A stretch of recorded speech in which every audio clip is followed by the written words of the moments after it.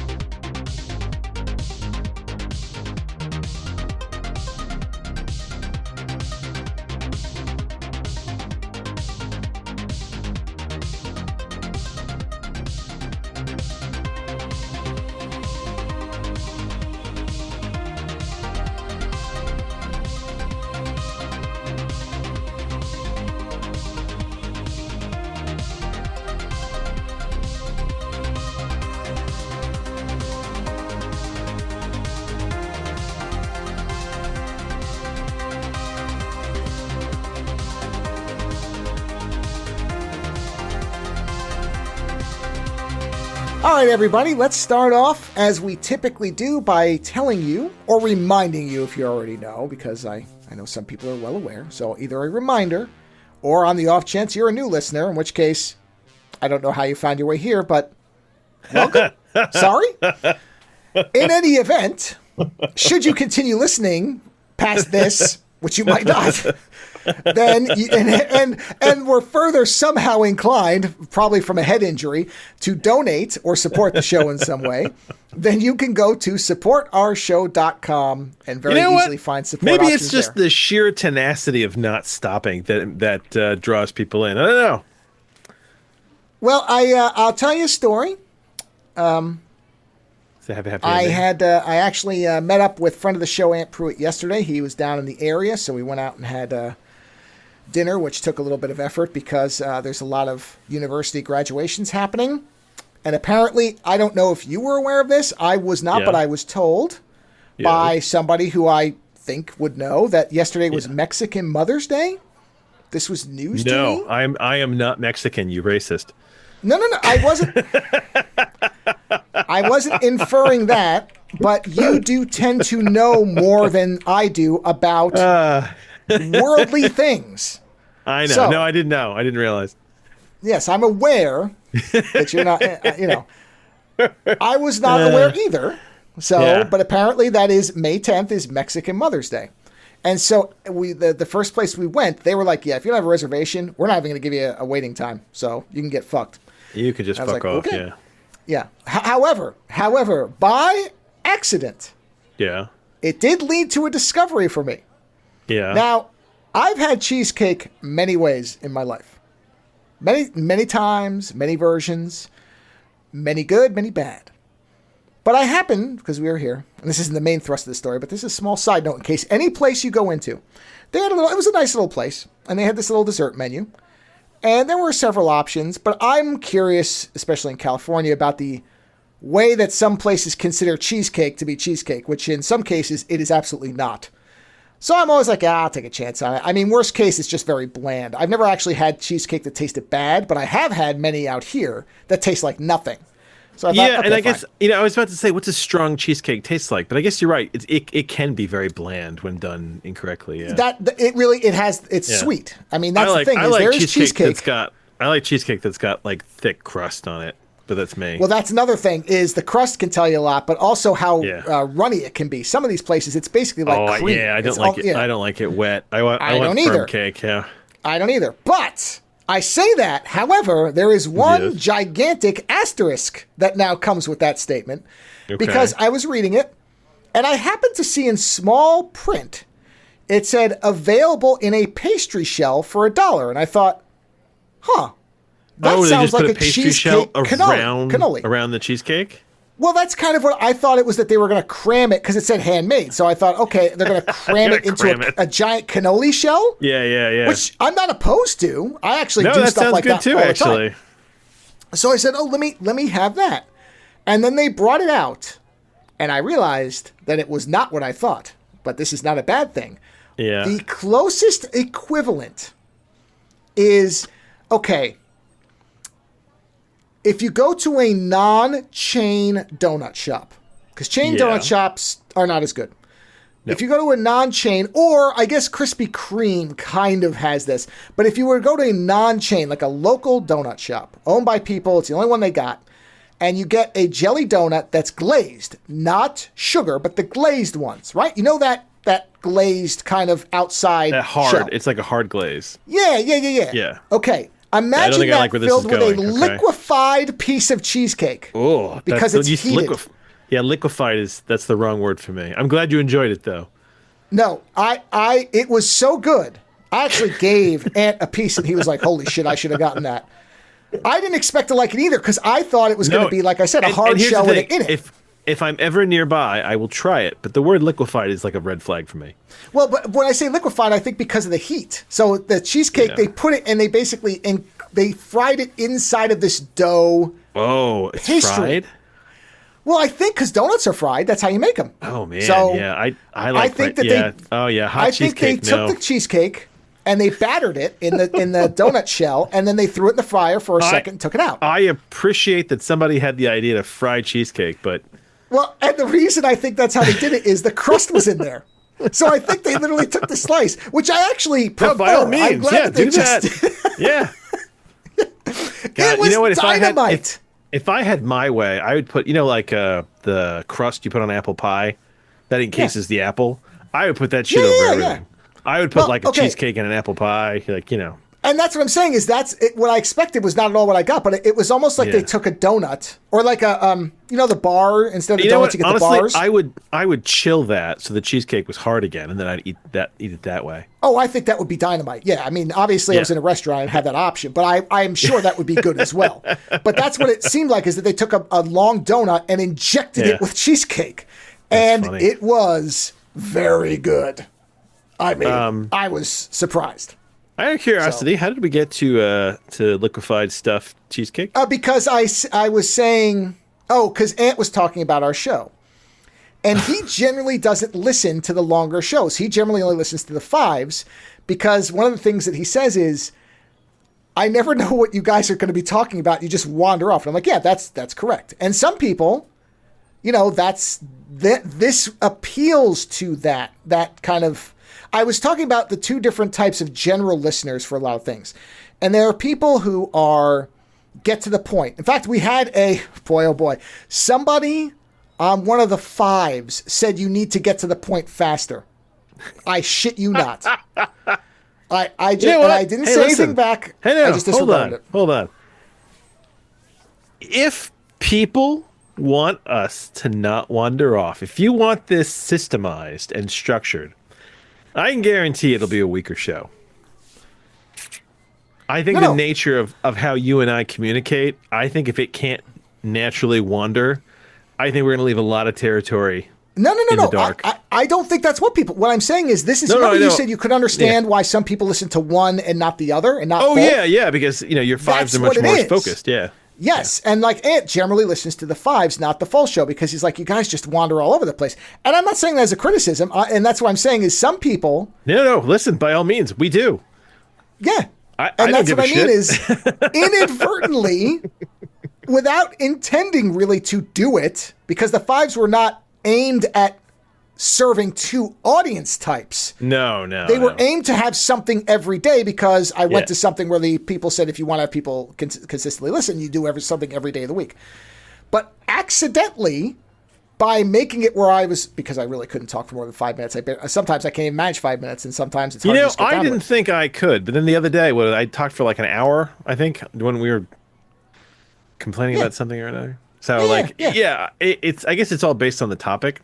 But when you know you have to do it, yes, it can start to be right. But by making those one topic or maybe 2, minutes. But related, related topics, and having it at a hard time that is in and out at that 5 minutes, I accidentally created a secondary type of audience that might never listen to this. Yeah. So remember I said that there's a whole secondary audience that has no idea what that I am not a part of. I'll put it like that. Because I am not part of the 5s. Right. Or the late nights in general. So what I'm saying, my point of saying that, to get back to why did we get here, is if you're listening to this and it's too wandery for you, the daily 5s might be more your speed. So you have two options. No, but you know what? I'm almost curious now if we could do it and not have it be shitty. But I think the thing is that because we get curious, because both of us have an innate curiosity, I think the curiosity what drives us to be like, hey, what about this? And then we wander off. We couldn't do it. I'm just going to tell you right now, we couldn't, because if you remember, that's what we used to do, and we broke out of it and left it behind because it wasn't as good. No, we used to have topics. Yeah. We used to compare and say, here's the 6 things we're talking about, right? We did that for a long time. Yeah. And very organically realized it was pointless. Or that it, not pointless, but it wasn't the right fit. No, so, we're not. Yeah, definitely not. Yeah, that's and that's the other reason that I do the short reviews at spoiler free. So if people want only that, because there are people who don't want spoilers, and they don't want to hear an hour about it. The really wet, spoilery ones with me. Yeah, and I always say, I'll talk about this in detail on Friday if you don't care about spoil. I usually say that, and that's the intent. So that way, people have the two different sides. One other thing. I have something. Yeah, go ahead. Hold on. Before that, there's one other thing that occurred to me because I don't think about this. Because do you have YouTube Premium? Yes, right or no? No. Okay, so you have to see ads. Okay. I have YouTube Premium because I find bypassing the ads. We pay for so few things that's worth it because of the amount of stuff I watch on there. So I don't remember that there's ads. So for the movie reviews, this is another kind of, hey, you might want to look at Patreon. Again, not to make money because it's all on the free tier. Oh, because your stuff gets split up by ads? I assume it must, because people keep complaining, not to us, but in general, about how the YouTube ads are so badly placed, even for people who put spaces for them, and we don't. I wonder if I should watch them and see if they where the ads are. The latest one is the Star Trek Generations Aren't you supposed to get the revenue from the ads, or is that just YouTube putting it in? No, we're not monetized. No. Oh, so that's just YouTube getting money off of it. It's just YouTube, which is fine, because if we were monetized, I'd have to worry a lot more about the... Yeah, of course, yeah. It would be more actionable if somebody actually complained. No, we don't monetize anything there. Also, we're not a big enough channel to be able to monetize. You have to hit some certain number, and I don't care. So, but because we don't pay attention to that, the ads might literally cut us off mid-sentence, which I remember it happening before I started paying for YouTube Premium. Yeah, and that was one of the things that annoyed me. Control that.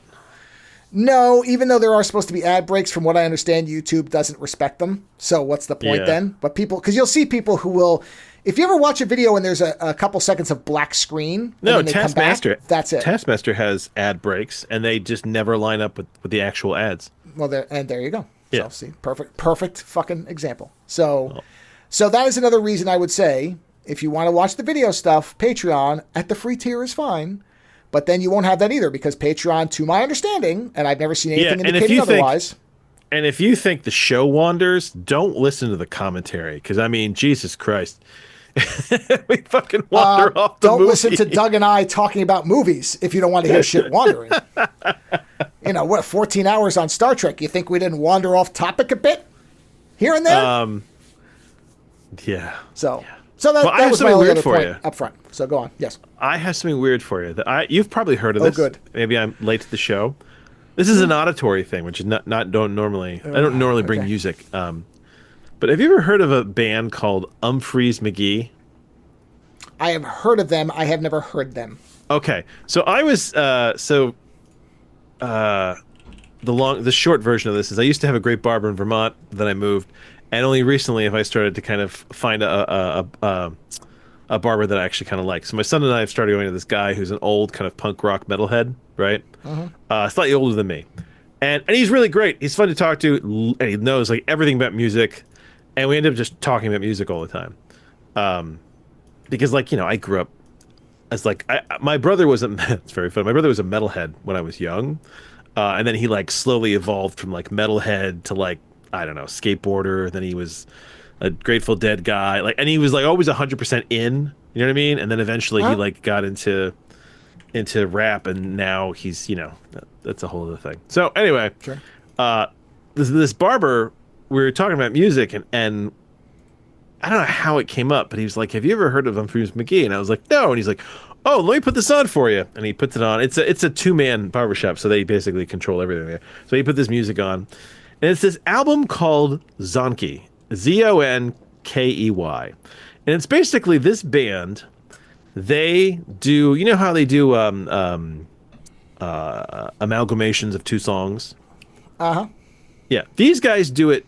They don't do it digitally. These guys do it on stage, and they basically they describe themselves as an improv rock band. So yeah, well, they if you listen, I don't know about the other albums, but this one in particular called Zonky, they basically figure out how to put these different songs together, but they don't do it in like a digital way where like we're going to just use the music from this or that. They switch back and forth between the two songs, and actually sometimes they'll naturally switch music from one song to a different song, but then use vice versa lyrics, right? Huh. And the thing is, if you know these songs, it is so hilariously disorienting. So like there's a song that mixes what is it, Highway to Hell and Electric Avenue. Sure. And we were listening, I had it on in the car, and my son, who hadn't heard this song, was like, and he's like, Electric Avenue to Hell is the song title. Yeah, and he goes, is this a mix-up? I'm like, yep it is. And he's like, oh, okay. But they're really well done. I bought the album right away because I was like, oh god, I like these. They have another one that's like Sad But True by Metallica mixed with Loser by Beck. Sure. And honestly, listening to Sad But True to the melody of Loser, or sorry, to which song is it? Is that to Clint Eastwood? It's actually a lot of fun. Like some of these songs, you hear them and you're like, you know what? My wife's favorite is they do Sunglasses at Night and oh god, where is it? It's the Rhythmic song. Oh, Sweet Dreams Are Made of These, right? Yeah. Sweet Dreams Are Made of These, and I Wear My Sunglasses at Night. And those two songs go together so well. Yeah. So I wanted to bring it to you because just as a fun thing to put on and listen to.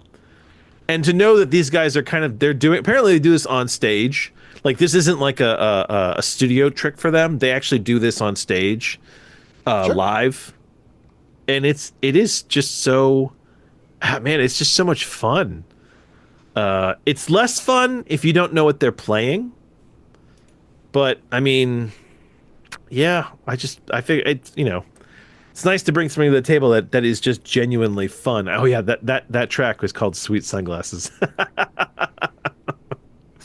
Yeah. So I figured if you have some time and you feel like listening to something a bit weird, I'm pretty sure all of this is on YouTube, so you can hear it before you ever. I'm going to link to their site. There's a ton of stuff on there.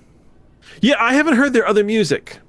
Because I know that apparently they have their own music, and I will probably get to that. But for now, I just marvel at their ability to like kind of switch between different things. I mean, I'm telling you, Electric Avenue to Hell is an awesome song. Because they get a woman to do the Highway to Hell parts, and then they have a guy doing the Electric Avenue parts, and then they start to slowly overlap at times in the music. That's great. And I mean, I've always been a fan of trying different melodies to different lyrics to see how it works. There was years ago there was a bunch of, they did like a collection every year where they basically took the best amalgamations of like melody and lyrics. So I have a few tracks of theirs where somebody took the music from Imagine and put it to David Lee Roth singing Jump, right? Sure, yeah.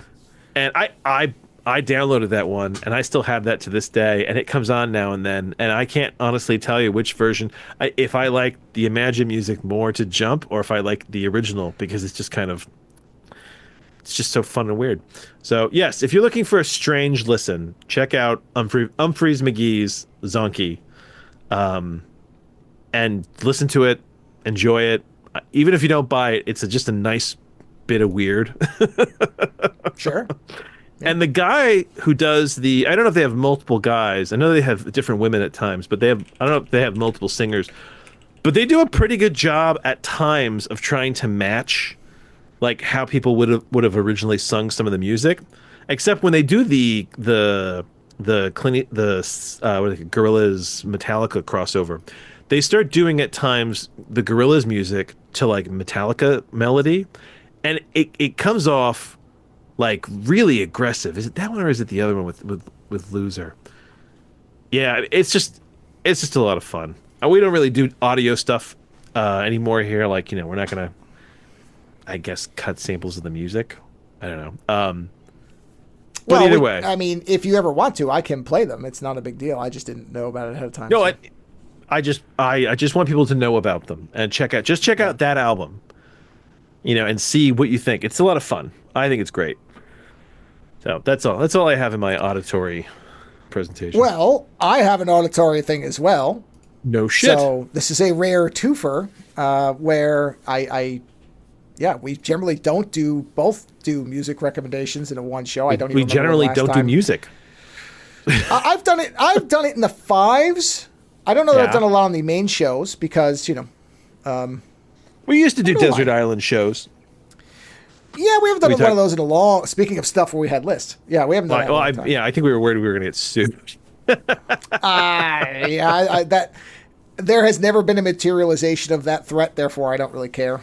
And the fact that we don't, if we ever actually made money, I think I'd be more worried about it. That has not happened in a long time. Where we had a year where we were in the black is the good one, right? In the black is making money, and the red is losing money. So we haven't been in the black from the show in quite a while. So I'm not concerned about that. That is sort of one of the nice insulators of never making money is, well, there's nothing to sue me for because I'm clearly not profiting off of what you make. If anything, you're helping me by giving me attention. So there is an album that I found via speaking of YouTube, a YouTube channel from a creator. I mentioned him. I don't know if I mentioned him in a show or on a 5. I mean, one or the other probably. But I've been going down a rabbit hole of PlayStation 1 stuff lately where I'm just, watching all different reviews. Because PlayStation 1, I mean, I had one. One thing I never really realized when I was younger is just the metric ton of games that came out for it because it was still early enough in video games before they all became so over businessized that people were allowed to experiment. You would have games that were you would have a weird game that nobody would play next to Street Fighter. Those days used to exist where they were on equal footing. Those days are long over. Now it's either the indie scene or you're spending $50 billion to make Grand Theft Auto 75 or whatever. So the PlayStation 1, though, was one of the times where that happened because that was the first machine, not the first machine, but it was the machine that Sony really pushed as a 3D home console. Previously, everything had been 2D. And then the PlayStation was really engineered and, in fact, worked best with, in many cases, 3D content. That's why you had a lot of, like, Virtua Fighter, Tekken, Rival Schools. That type of stuff was really made for it because it was 3D oriented. You could play 2D on it, but Sony really wanted the 3D stuff because that's where everybody thought the industry was going. And they were right. It was for a long time. And so with the PlayStation, particularly with the PS1, one of the big things, because again, the PlayStation was such a huge, an NES level product. It was that successful and that, you saw it everywhere. And there was a huge marketing blitz with that. And one of the things was that there was an official PlayStation magazine that often had a demo disc in it. And that demo disc was exactly what it sounded like, where but it wasn't just like 4 games. It was a menu with actual music and graphics that were custom and created and all this stuff in there, like background technical stuff. And there was often really, it's very 2000 rave scene music. Like, it's of its time. But I always liked that music. And there's a guy who did a lot of that music named Jason Page. And he created an album that you can get on Bandcamp for about $8. It's 6 British gold, whatever, sterling, whatever it is. The conversion's about $8. But it's an $8 album, about 50 minutes long. That is a live set, but it's a live set in that he was playing digital tracks, so you don't hear audience or anything. There's no background noise. But he played it someplace. But I think it's literally the tracks he assembled on the computer. So it's clean audio, in other words, if you don't like background. Oh my God. Like, you don't want to hear people. Jesus, sorry. I just played one of his tracks in the background just to hear it. I was playing it when you first joined the meeting. God. That was one of them. I know, it was just so loud. I played the track Haunted PS1 Spectral Mall. Uh-huh. That, it was just like... Quick tip. There is an extension available for every browser that's out there Yeah. for Bandcamp that has a volume slider. Get that at your earliest convenience, because by default, it will blow your eardrums out with headphones. Man. It's so loud. That was funny. Sorry, that was very funny. Go on. So like I said, this is very 2000 era music, like dance Does he work a lot with other people? Because I'm seeing albums with Rob Hubbard. And I think he collaborates a lot, but yeah, so I'm seeing a lot I think of so. that. His wife apparently is a vocalist, because she does the vocals on the album I'm talking about, which is called Club Bios 23. Yeah, he's And got an I'll link album to it. called Commodore 64 Sid Anthology, where he shows up. He does a bunch of songs with Rob Hubbard. Yeah, so this is music for people who remember that era of music and like it. So again, it's a very specific type of music. If you're pretty young, you might not like it at all. Because it is something. Don't get me wrong, I think the music's good. But there are people who will hear it and this sounds like ancient electronic music. And it is. It's from its era, very specifically. Electronic cavemen were making this music. Exactly. Yes. This is with their toothbrushes. Caveman beats, if you want. Their electric toothbrushes and their turntables. Yeah. It's stone turntables. You have to turn them. There's a thing on the bottom you rotate with your feet, like the Flintstones. So if you're into caveman beats, then you will like this. Oh, but you know what? Actually, I should give you thanks. You sent me a song that I bought recently that I really enjoyed.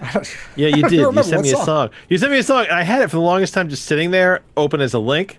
And then finally I was like, what is this that Joe sent me? And I listened to it and I was like, oh, you know what? I really like that. Oh, fuck. What was it? It was, I have the list here. Yeah, what was it? Cavern something. That guy. Cavern Dwellers. Yeah. His name is Paladin. Yeah, Paladin's Paladin's one of his names. His main name is Mortal Peril, I think is his actual. No, so something like that. You sent me the link to that, and you're like, I bet you'd like this. And I had the link open for the longest time, because I can't remember where I was. And I listened to it a little bit where I was, and I was like, I got to close this. But I had it, and then finally one day, I was just sitting in there in the living room doing nothing, and I opened it. I was like, oh, I still have this. And I heard it, and I was like, I got to get this. Yeah, and that's a really cool song. Basically, that guy's entire discography, because I would also recommend his live album is sensational. That live album he's got is, and again, that's when it says live album a lot of times, and I don't mind this. It's not live like you'll hear he plays it, but what he's playing, what the live album is the set, but it's all the actual clean tracks with no background ambience. You don't hear anything. But that's what he played to an audience, so it was a live set. But it's not actually the live recording. So it's not the mic of the room. It's the output from the laptop to the speakers or whatever machine. So have you ever heard this is. I'm sure I've brought this up before, but if you listen to, is it Muti or Meuti? Meute? Have you ever heard these people? Oh, yeah. I didn't know it was pronounced like that. It's like Meuti or Muti or whatever. It's basically marching band techno. Yeah, it's strange. I don't dislike it, but it's very particular. I love it, and then my son loves it as well. So we play it in the car. When it's just the two of us, we play it all the time. If you are interested in this band, so their name is Meute, and the song that I think is their best is called "You and Me." If you like that song, then you will enjoy their music. But the thing is, it is like rave techno at times, but it's all like marching band. It's I've never heard anything quite like it.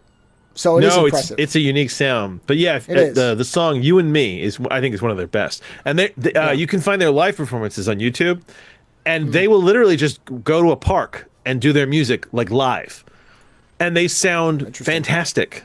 Like this is one of those bands I actually would really love to see them live. And you know me, I never give a shit. Sure. I'd like to see them live.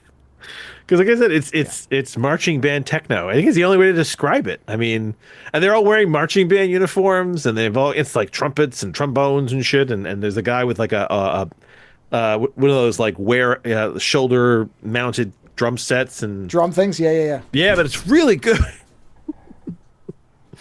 I like it a lot. Like I said, it's unique. I don't know that I could necessarily say I liked it, but I've never heard anything like it. And this is kind of a similar thing where this is a very particular sound from a very particular time, and so it's not going to be for everybody. I can see a lot of people listening to this being like, "Yeah, this is not for me," and just turning it right off. But Well, you know what? And again, That's Aphex Twin. I have to credit. Well, yeah, somebody was just talking about the Rubber Johnny video. You remember that one with the guy in the wheelchair flipping out to the music, the Chris Cunningham video, and the dog's watching him, and he's firing lasers. Like I said, Aphex Twin is a very sort of take it or leave it, person. He has some very strange music. Yeah. He has music that challenges you to find the melody, and I like that. There's tracks. Well, yes, but there's tracks of his that you feel like you're in a sonic storm, and then when you find what he's doing within that sonic storm, it's like this really weird kind of piece where it's like you figure out like how to ride through it. Yeah. Well, yeah, it's like Ventolin. Yeah, that type of thing. Oh, God, Ventolin. That's a hard one, even for me. That's a tough one. But I want to credit the YouTube channel because I started off and I never named him. The YouTube channel is, the individual's name is Sean Shaunson. He's Irish. It's a magnificent channel if you want vintage PS1 stuff. He even has a review, and I should recommend this, they made a game of Ubik, the Philip K. Dick novel, which is apparently awful, but he plays it and he goes through it. So, yeah. Yeah, we talked about this. No, that was, you're thinking of I Have No Mouth But I Must Scream. That's a different game. Oh, yeah. Okay. Yeah, that's Harlan Ellison. This was this is Philip K. Dick's Ubik novel. They actually made a video game of that. So, but I found that because he does a lot of stuff where he highlights the music from these games. And in fact, I bought another soundtrack from a PlayStation game called No Tam, No Wind, which is a game about flying hot air balloons, and that's it. Speaking of games that would never be made now. And the music is magnificent, and it's available on Bandcamp, and I bought it. What's that game with the... Oh, God. It's the little people with the giant scarves that float. Journey? Journey. The music to Journey is amazing. Well, and so Journey's the type of, and that's of course an indie game. That's the kind of games that used to be made at the same level as everybody else, like with the PlayStation era stuff. So honestly, if I had to pick a game soundtrack, a modern game soundtrack, so not like of all time, but something kind of contemporary, that I thought was amazing, that I actually just listened to regardless of the game. I don't know how, but I started listening to I got hold of the soundtrack of Assassin's Creed Valhalla. And the woman that they got to do that soundtrack, I think it's a woman. It is so amazing, the soundscape that she created with that. I gotta see if I can find her name. Something with an S. Sarah Schachner? Sarah Schachner. That's what it is. It's still Jesper Kidd, who's been doing the music the whole friggin' time. Oh, he does some of the tracks, but on Valhalla, she does most of the music. Like, he still comes in and does certain things. He's the mainline composer for the whole series. I mean, he brings other people in, but I mean, he's been doing it since, I think... I don't know. Actually, Assassin's Creed Valhalla is mostly her with I think he pops in for one track. Yeah, he only pops in for one track. Yeah, I'm looking at it right now. Sarah Schachner does everything. He shows for one track, which is where basically it's the main theme that he created, redone in kind of a weird Viking sound. Otherwise, the soundtrack is hers, and it's Assassin's Creed Valhalla, Twilight of the Gods. Oh, yeah, there you go. She does the Twilight of the Gods soundtrack. That shit is amazing. Well, it says they all work together. So that's what I thought. Okay, no, hold on. So Jesper Kidd did the Assassin's Creed Valhalla, like just the main game soundtrack, right? Yeah. Sarah Schachner, she did the Valhalla. She did the entire Twilight of the Gods, I guess, which is a DLC soundtrack. Yeah. And then she did part of the main Valhalla soundtrack with Jesper Kidd. Either way, her music. What I'm saying is, I think it's less that anybody did. They were all kind of working together with them taking. And she did Origin as well. Yeah, Origin was really good. Yeah, and I love her music. I don't even give a shit about those games, and I love her music. As far as the game soundtrack, it's a 6-hour-long soundtrack. So yeah, that's pretty impressive. I don't think one person can do that. And like I said, the soundtrack music is all about creating a kind of a mental space, right? Like a feeling. Yeah. And some of these tracks of hers, they put me in really interesting places. And this is why I liked ambient, like the ambient techno early on, because now ambient techno is just like it's very much getting very benign. But there was a time where like ambient techno was could get scary, could create sort of these like, what's that? I just got finish your thought, and I'll tell you something in a second. All right, could create kind of these weird, sort of scary environments. So I really like when music can kind of conjure a mood, a space. Especially like if you listen to music while you do artistic things, helping kind of to access these spaces is amazing. So yes, like I said, she worked on Valhalla. Apparently, she also worked on Origins. But yes, Sarah Schachner, I fucking love her soundtrack music for games. I meant to send this to you. There's an ambient soundtrack I found last week. It's on Bandcamp, just like most stuff at this point. Yeah. I don't know if it's a I think it's one person named Sapato, Saapato. The name of the album is Decomposition, Fox on a Highway. Okay. And the titles make it sound like it's going to be very dour and like depressing, but it really isn't. It's very reminiscent of Saw 2 in many ways, which is something I don't say often. But I bought it instantly, including on cassette, because for some reason now I have a thing about cassettes, and I don't know why, but I don't know what the hell's going on with me. But I think I like the hiss in the background or something. But in any event, go check that out at some point, because I think you'll like it. I don't know. Yeah. Do you remember the song you picked for me when I used to do solo shows and fives? Oh, yeah. Yeah. I remember that. I have this song. I actually like it quite a bit. Yeah. It's a song. It's called "Welcome to Frankfurt," and it's on an album called Baboon Strength. Mm-hmm. I don't know how you picked this song for me, but whenever it comes on now, my kids call it my theme music. Oh, that's great. That's good. Oh, that's great. Because they're like, "Yeah, this sounds like you," and I'm like, "Yeah, running around all the time." Yeah, it's like a really fast sort of jazz beat to it. I just saw that pop up while I was looking at the Assassin's Creed stuff. So if I had to pick a modern soundtrack, it would have to be Deus Ex: Human Revolution. That soundtrack. Oh, you love that fucking album. Yeah, I listen to it all the time. Yeah, all the time. So, yeah, I mean that is, we've said this before. The really great soundtracks are the ones that don't need the game. That yes. Oh yeah. Yeah. That you can listen to them on their own and be like, that's amazing. Yeah. Yeah. So it's always nice when you get stuff like that. And it's Sarah Schachner. Rarer than people think. I want to say it is. It is. It's not common. I'll give you that. I'm not saying it's rare. Like off the top of my head. I'm saying it's rarer than people think. Soundtracks from games that I really like. Rez. Sure. That's a fucking amazing soundtrack. Journey is another amazing soundtrack. That's 2. Let's see, can we do 5? Deus Ex, that's 3. I think the Assassin's Creed Valhalla soundtrack, that's 4. You got a 5th? Yeah. Have you got a 5th one? I'm looking. Are you asking me, or are you doing 5? Yeah, I'm trying to put together a list of at least make 5 that are really good. That go beyond the game. But I'm saying, God. Are you doing 5 and you want me to do 5?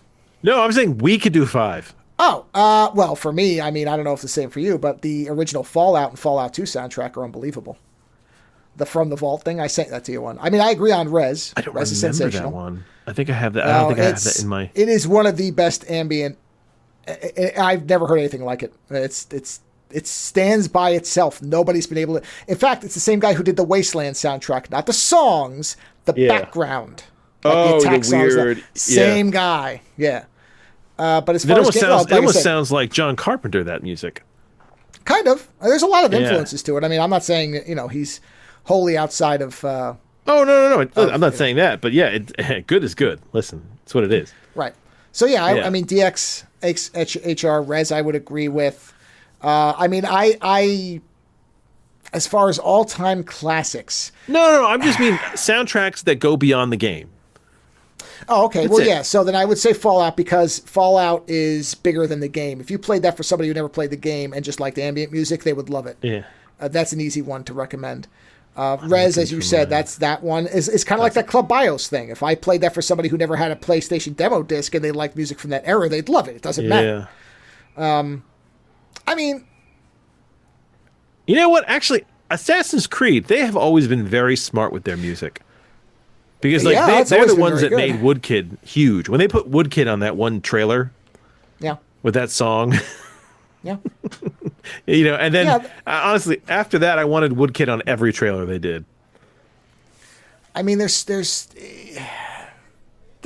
as you were correct. I'm not, when I said it's rarer than you think, I didn't mean it was rare, but I think there are a lot of, I know for myself, I've played a lot of games where in the game, I was like, wow, this is a great soundtrack. And then I'd listen to it outside of it. And I was like, Mass Effect. It's okay. I like the music for Mass Effect in the game, but when I get out of the game, I think there's only one track. I was the same way. Because I was about to say, Mass Effect, I bought all of them, and then I ended up just deleting them at some point. The one track I like is like the final battles track in Mass Effect 2. But otherwise, there's a song that plays that's kind of like the sexy time music when when he's being like, or he or she is being like, romantic and sensitive. And when you hear it, it sounds like bad porn music outside of the game. Sure. So. Yeah, it's you're right. It's harder to break away from the game. Yeah, it can be. Yeah, it can be. So yeah, I mean like I said, when I think of that, my definition for that is if I played it to somebody who never played the game, would it still be considered a good album? Yeah. And so yeah, I think Reswood. I think the first two Fallouts, because they're basically the same. I think Human Revolution, even to anybody who just likes what I would call cyberpunk ambient, would like that, even if they had no idea what the game was. It doesn't rely on it. You know what I've listened to actually a bit? I'm not saying the album is good, but there's actually a few good tracks. And I don't know why this is, but I never played Halo, but I actually like some of the Halo music. Sure. I've heard the Halo soundtrack's good. I've never heard it. Yeah, it's good. Yeah, Halo 2. There you go. I like was it Martin O'Donnell Halo 2 soundtrack, parts of it. There's a few tracks in there that are very... I think I have like 5 songs off that soundtrack. I mean, I think that, again, for music of the era, I think the Ghost in the Shell game soundtrack is great. I just bought it. They just did a double album release of it, and I bought it. With the Ghost in the Shell game? The game. Yeah, the PlayStation 1 game for Ghost in the Shell. I don't even remember the music to that game. I've played it. I just remember the Tachikomas, which were awesome. You don't remember that opening scene where it's like panning up her body and they're playing the stuff in the background? No, I don't. I don't remember. Here, I'll play a snippet. You don't remember this? God, I remember this so clearly. No, I don't. I mean, it's good music. Wow. That's great music. But this is like the whole Rez. opening, and it's... Well, it is. It's a lot like Rez. Yeah. But, yeah, I bought that soundtrack, and it's fantastic. But again, it's of that time. Oh, you know what? But see, soundtracks are such a personal thing too, because I would say Metal Gear Solid has, especially Metal Gear music Solid in general 2. is a personal thing. Yeah, but I mean, this might be the most particularly me one, but I think Gradius 3's soundtrack is fucking immaculate. It is. Oh, the was that placed? I don't know, Super Nintendo game. That was Super Nintendo, yeah. And specifically Gradius 3 on the Super Nintendo, not the arcade, because they are different. Yeah, but I think listen, that soundtrack is fantastic. You are a child of the synth gods, my friend. Yeah, that's true. So, well, this would be considered probably, I guess, chiptunes, probably. Yeah, well, I mean, but chiptunes is the granddaddy of synth, isn't it? But there's one. Where is that one track? Let me see. No, it's not that one. If I can play this, if I can find it. There is one track that I think is so... It might be the best... Would I consider it the best one-level song I've ever heard? One level? What do you mean by one level? It's the fire level. I'm listening to it now. I'm trying. Oh, so it's like on repeat. You listen to the whole level. Yeah, it's okay. I found it. Let me see here, because the nice part is it's so easy to just grab these things now. God, the days when this used to be difficult is crazy. All right, here. Let me hold on. I will blow your ears out. Let's do this. Here we go.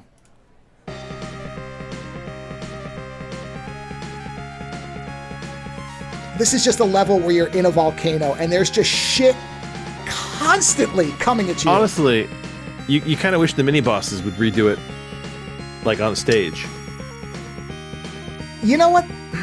It would be interesting to hear this orchestrated. That's true. Yeah. This part in particular. Don't you have musical friends that would go crazy for something like this? Probably. I'm sure it's been done. Has it? Okay, hold on. I'm sure Gradius 3, I'm sure it's been orchestrated somewhere. Hold on. So it's Gradius 3? Gradius 3 in particular, yeah. And it would have to be the SNES version because, like I said, the arcade version is similar but not the same. I'm looking to see. It's so good. That's the original soundtrack. Has anybody done it? I don't know. I'm not finding anybody who's done it. No, maybe not. Yeah. Wait, hold on. I can just list the whole goddamn show. Reject all your cookies. Fuck your cookies. What? I'm saying, I'm just sitting here and listening to this the whole show. I don't care. Don't care.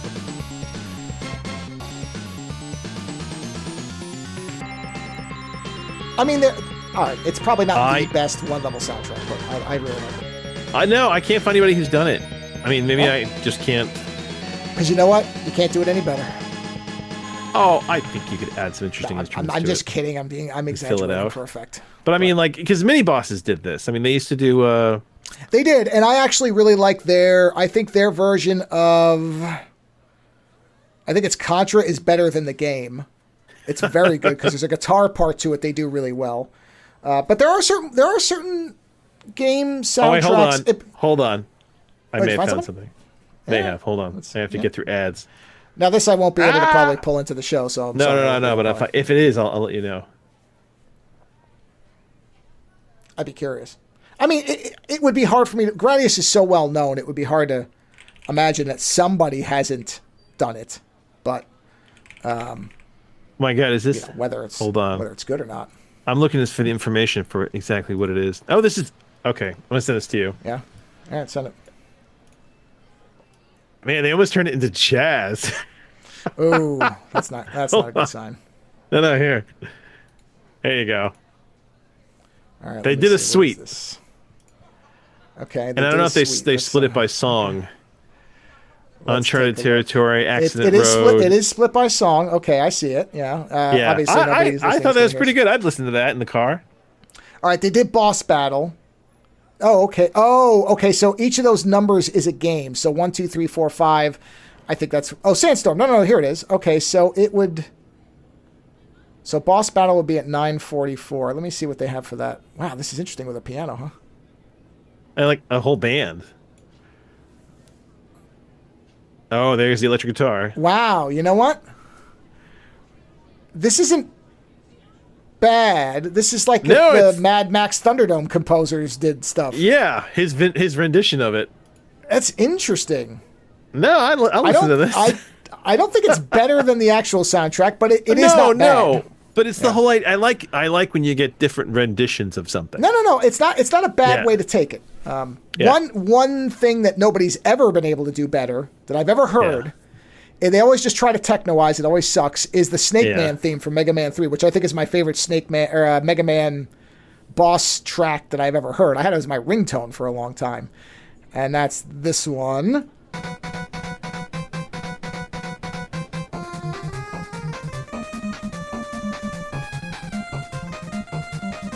I fucking love this track. I love it. And nobody's ever been able to improve on it.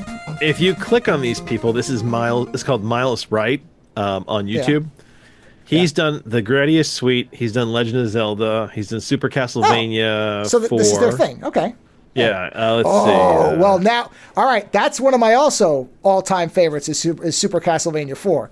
So I will be curious. I'll listen to that and see what I think. Because that one I know front to back, like I know Gradius. But that one... he only did it. He just did the one track, too. But the thing is, Super Castlevania 4 would make sense orchestrated. That one I could see very easily being changed because it is very operatic. He just did the ending music. Oh, which is pretty orchestral to begin with. And it's pretty beautiful, I have to say. No, Super Castlevania 4 is a great soundtrack. That's another all-time great Super Nintendo. As much as I like the PlayStation stuff, as far as like the general era of music, I think the Super Nintendo has my favorite total quantity of game soundtracks that are beginning to end just amazing. And it had to be, I mean, regardless of if the fact that it's chip music, it still had to be orchestrated. And good orchestration is still good, you know? Nintendo was famously good at getting, or just having, I don't know whether it was intentional or not, but they ended up having in their stable exceptionally gifted composers for the hardware they were using. That is one of the hallmarks of, honestly, all of the Nintendo, the major generations, particularly the big three, which would be the NES, and then the 64. I mean, those were all known for having great soundtracks, and in particular with the Nintendo, don't get me wrong, Sega did too. It's not like they were the only ones, but they're like Super Mario theme. Like everybody knows the Super Mario theme. Everybody fucking knows it. Yeah. Super Mario World, a lot of people know. Super Mario 2, I have that soundtrack memorized. I could hum every part of that soundtrack. But that's what I mean is whoever they had, those guys were really, and they were generally guys. I don't know if there were even any women involved in the early years. I don't think there were because, sexism. But they were very good at squeezing an excellent soundscape out of what was relatively limited hardware because they didn't care about the limitations. They just knew how to do it. So every era has that. That's the beauty of it, is you can find, maybe not with Atari. I don't know if Atari is necessarily known for its great soundtracks, but once you started getting into 8-bit and beyond, well, because a lot of it was bip, bip, bip, bip, bip, bip, bip. Understandably, it's going to be tough to make that exceptionally memorable. So, there are limitations that human beings are not going to be able to supersede. This is just the case, or not to the degree where it is transcendent. I guess that's fine. It's just the way it is. So, well, we watched a movie. Oh wait, okay. I didn't realize we were already there. No, I do actually. I've had a movie on my list for a while. Oh, you watched the movie? Do you have a review?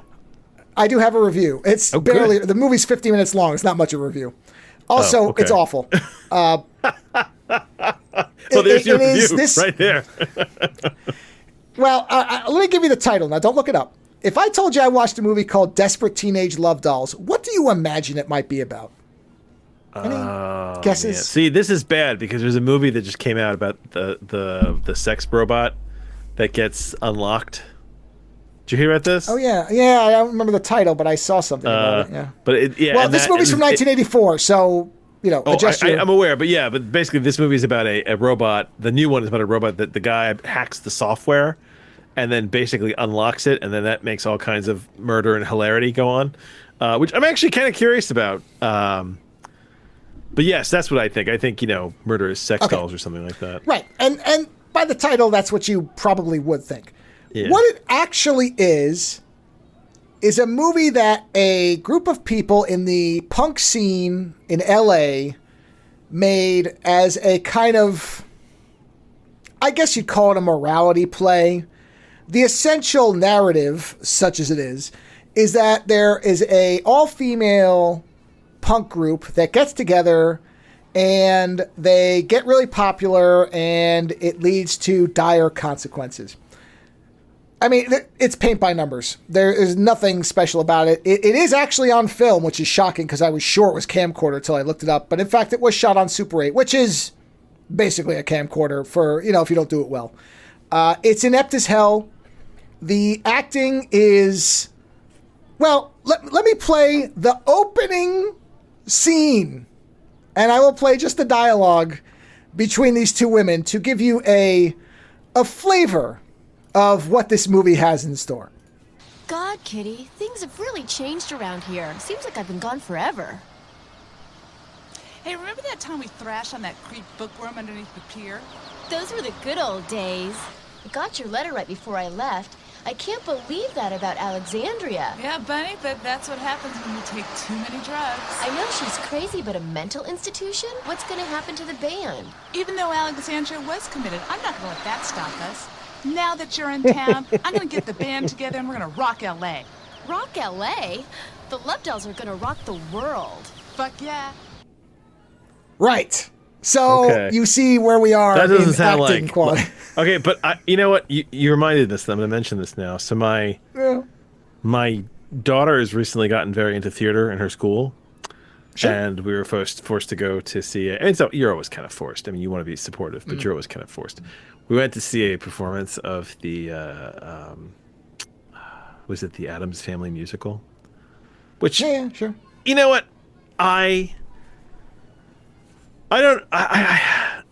I don't know if there should be an Addams Family musical. After I found out they were doing a musical, I went and looked up the original, and I guess the original musical was done with Nathan Lane as Gomez. And if you're going to have I would guess that instantly. Sure. Yeah, a sassy Gomez Addams, it works well with him. No, that's a great casting choice for that version. Do you know who is Gomez. Morticia? No, I don't. It's Frasier's wife, or I guess his ex-wife. Oh, BB Newirth? Sure. Yeah, you should see her in that outfit. I swear to God, it looks painted on her. Hold on. Well, I'm curious. I'll look at, because I mean she's a classical dancer, so I mean you could paint it on her. Her singing is okay, but I mean dress wise. Oh yeah, she looks great. I was like, that looks painted on her. Wow, no, it looks good. But anyway, so we saw the school musical version of it, and the girl that they cast as Wednesday Addams, right? Yeah. Do you remember in Addams Family 2, there was the blonde girl in the camp that was like her nemesis? Yes. Yeah, the good kid. Yeah. Yeah, this is like if you cast that blonde girl. That was the one who sold the Girl Scout cookie. She was in the first movie too for one scene. Yeah. That's if you took that girl and you made her Wednesday Addams. This was the most bubbly, Valley Girl Wednesday Addams, and it was actually kind of like it just threw you off. Yeah, sure. And I guess even my daughter was like, yeah, she's not a very good Wednesday, is she? And I'm like, it's off-putting, to be honest with you, because everybody else is really trying, and then she comes in and she's delivering all the Wednesday lines, but she's doing it in this it sounds like this clip you just played, this very bubbly Valley Girl sort of execution, and I was like, holy shit! I was like, is that the way that's supposed to be? And then I went and I looked it up online, and I was like, no, it isn't. I was like, so. And the thing is, I guess, when you think Addams Family, it's like, I would figure that everybody, or at least everybody, you should be able to look it up and kind of know. But I mean, Wednesday Addams especially has become very popular. So yeah, how would you not know that that's a monotone, depressed sounding character? Yeah, it does seem like somebody should have, made a note. Yeah. Well, either way, Frasier's wife looks great as Morticia. She does. She looks great. Yeah. I mean, you're not going to beat Angelica Houston, but I'll tell you what. That's a good second. No. Well, listen, Angelica Houston. No, but I could see. Are still the best in my mind. I could see BB Newirth doing it and being probably as good in a similar way. And honestly, Nathan Lane looks great as Gomez. He looks like the cartoon. I mean, he looks like a cartoon version. He does. I'd kind of like to see their version of the musical and to see how it's professionally done versus somebody done by I'm sure kids. has got it. Somebody's got it somewhere. Yeah. It's probably on YouTube somewhere. So back to your Punk Valley Girls. What's going on here? Right. So Bunny and Kitty are going to make the band happen without whatever the other girl's name was. They're going to rule the world, man. Yeah, they're going to rock the world. But the other girl breaks out of the mental institution, so they think they're going to be able to incorporate her again, but then she starts using drugs again, which I'm pretty sure they actually show the actress using drugs. It did not look faked, which would not shock me for this type of production. And I was like, ow, ouch, that's a needle. Oh, God. I'm pretty sure she's actually shooting up on film, which, okay. I mean, it was 1984 in L.A., so whatever. So when they discover that she's doing drugs again, they throw her out, and they go around putting signs up. And obviously, they were shooting this guerrilla style, literally just shooting it wherever they could, because the signs don't have a phone number or anything. It just says "drummer wanted, ask for me" or "ask for Kitty" with no number. So obviously, they were just putting this up, shooting it, and then taking it right back down before the cops showed up, which is endearing about movies like this. And they eventually, they get into a fight with, I think, Kitty's mom, who's played by a very terrible male actor doing an awful woman's voice. And she's chasing them, at which point a woman, they run across a couple people, and one of the women that's standing there beats the mother to death, and sort of accidentally, but they were beating the mom pretty badly. And so they run off all together, and then we get this line of dialogue, which is both magnificent in its line delivery and what she says, and how they decide to recruit a drummer. Thanks for killing my mom. Hey, no problem. God. What's this? That's our band. Oh yeah? You need a drummer? Yeah. I can play drums. You play drums? Yeah. Oh, would you jam with us? Sure, I think I know where I can do a couple jumps at. Oh, that's great. I'm so glad we finally found one. Oh, great. All right. All right.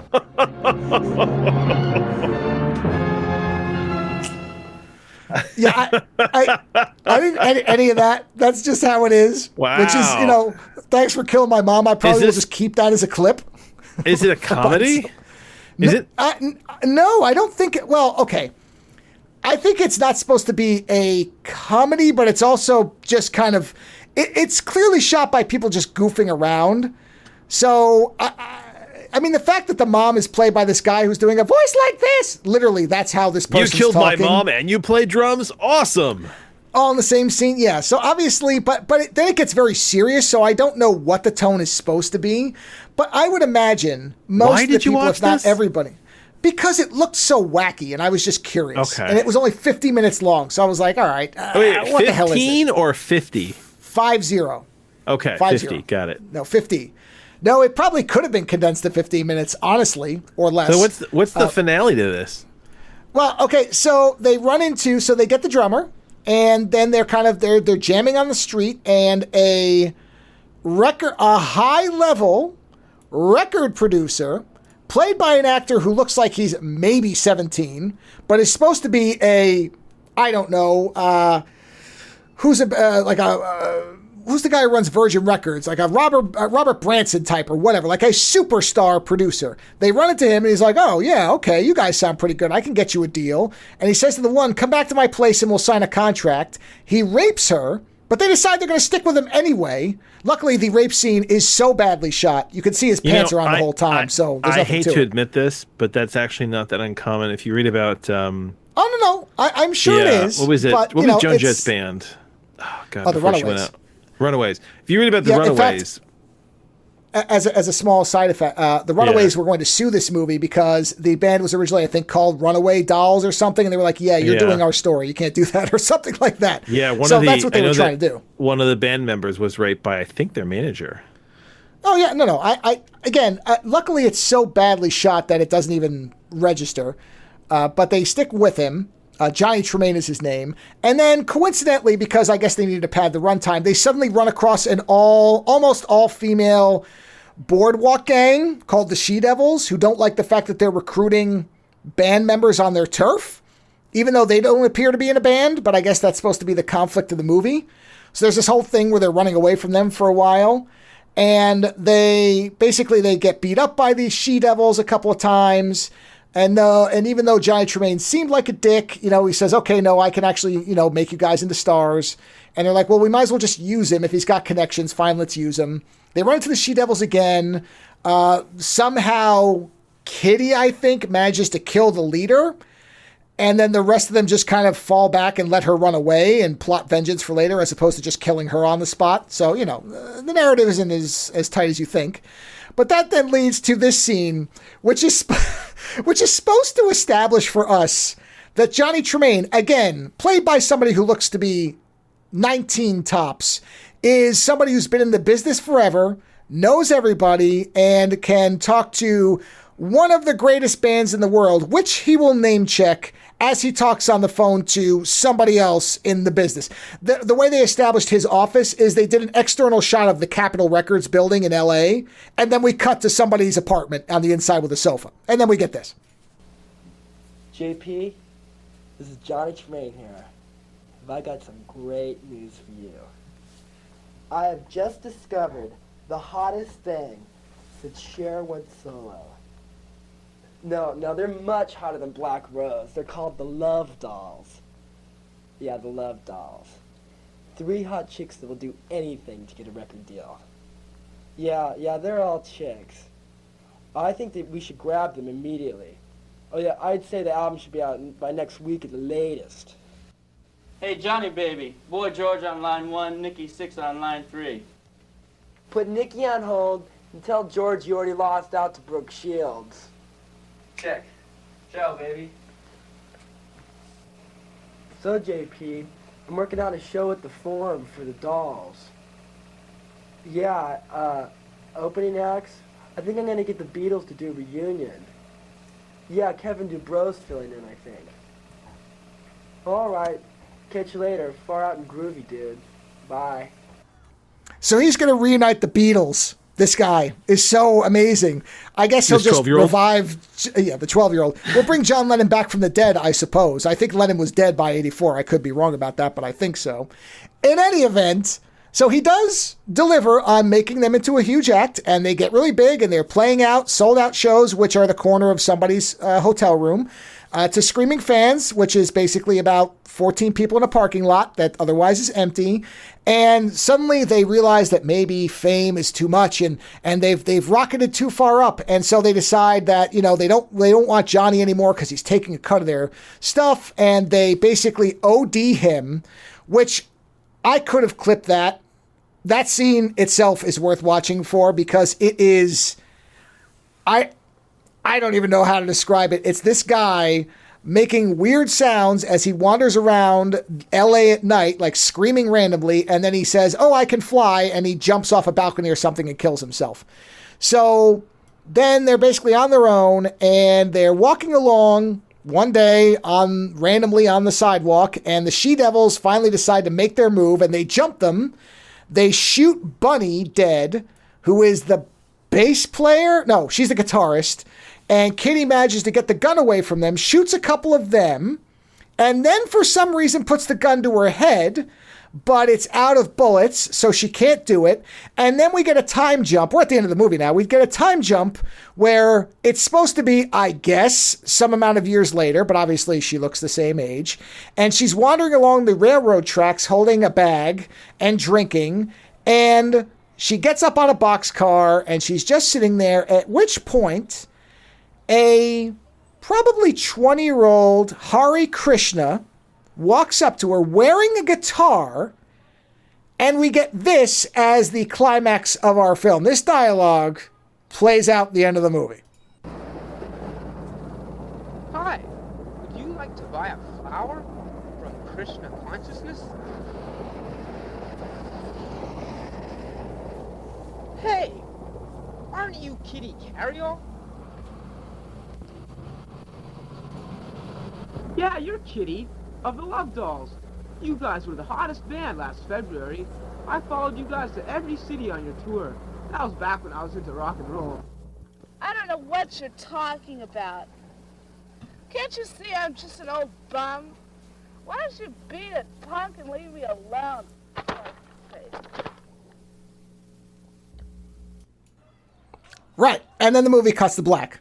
So even though he says last February, she's apparently an old bum who looks like she's 17. Whatever. So then the movie just cuts, and she's drunk on a boxcar, and the movie ends. That sounds like a school play. It is awful, beginning to end, with the exception of one thing. And this, much like the Club Bios album, is going to be for the right audience, and that is the soundtrack. It's done by a band called Red Cross, REDDKROSS.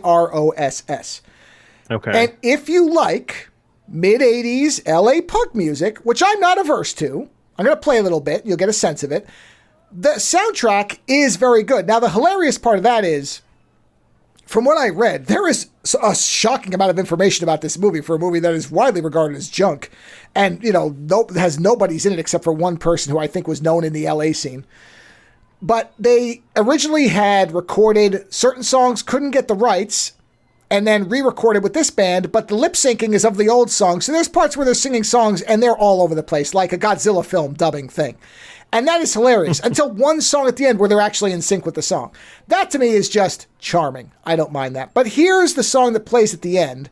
And I'm not going to say it's the best sound on the song on the soundtrack, but it gives you a flavor of what the rest of it sounds like.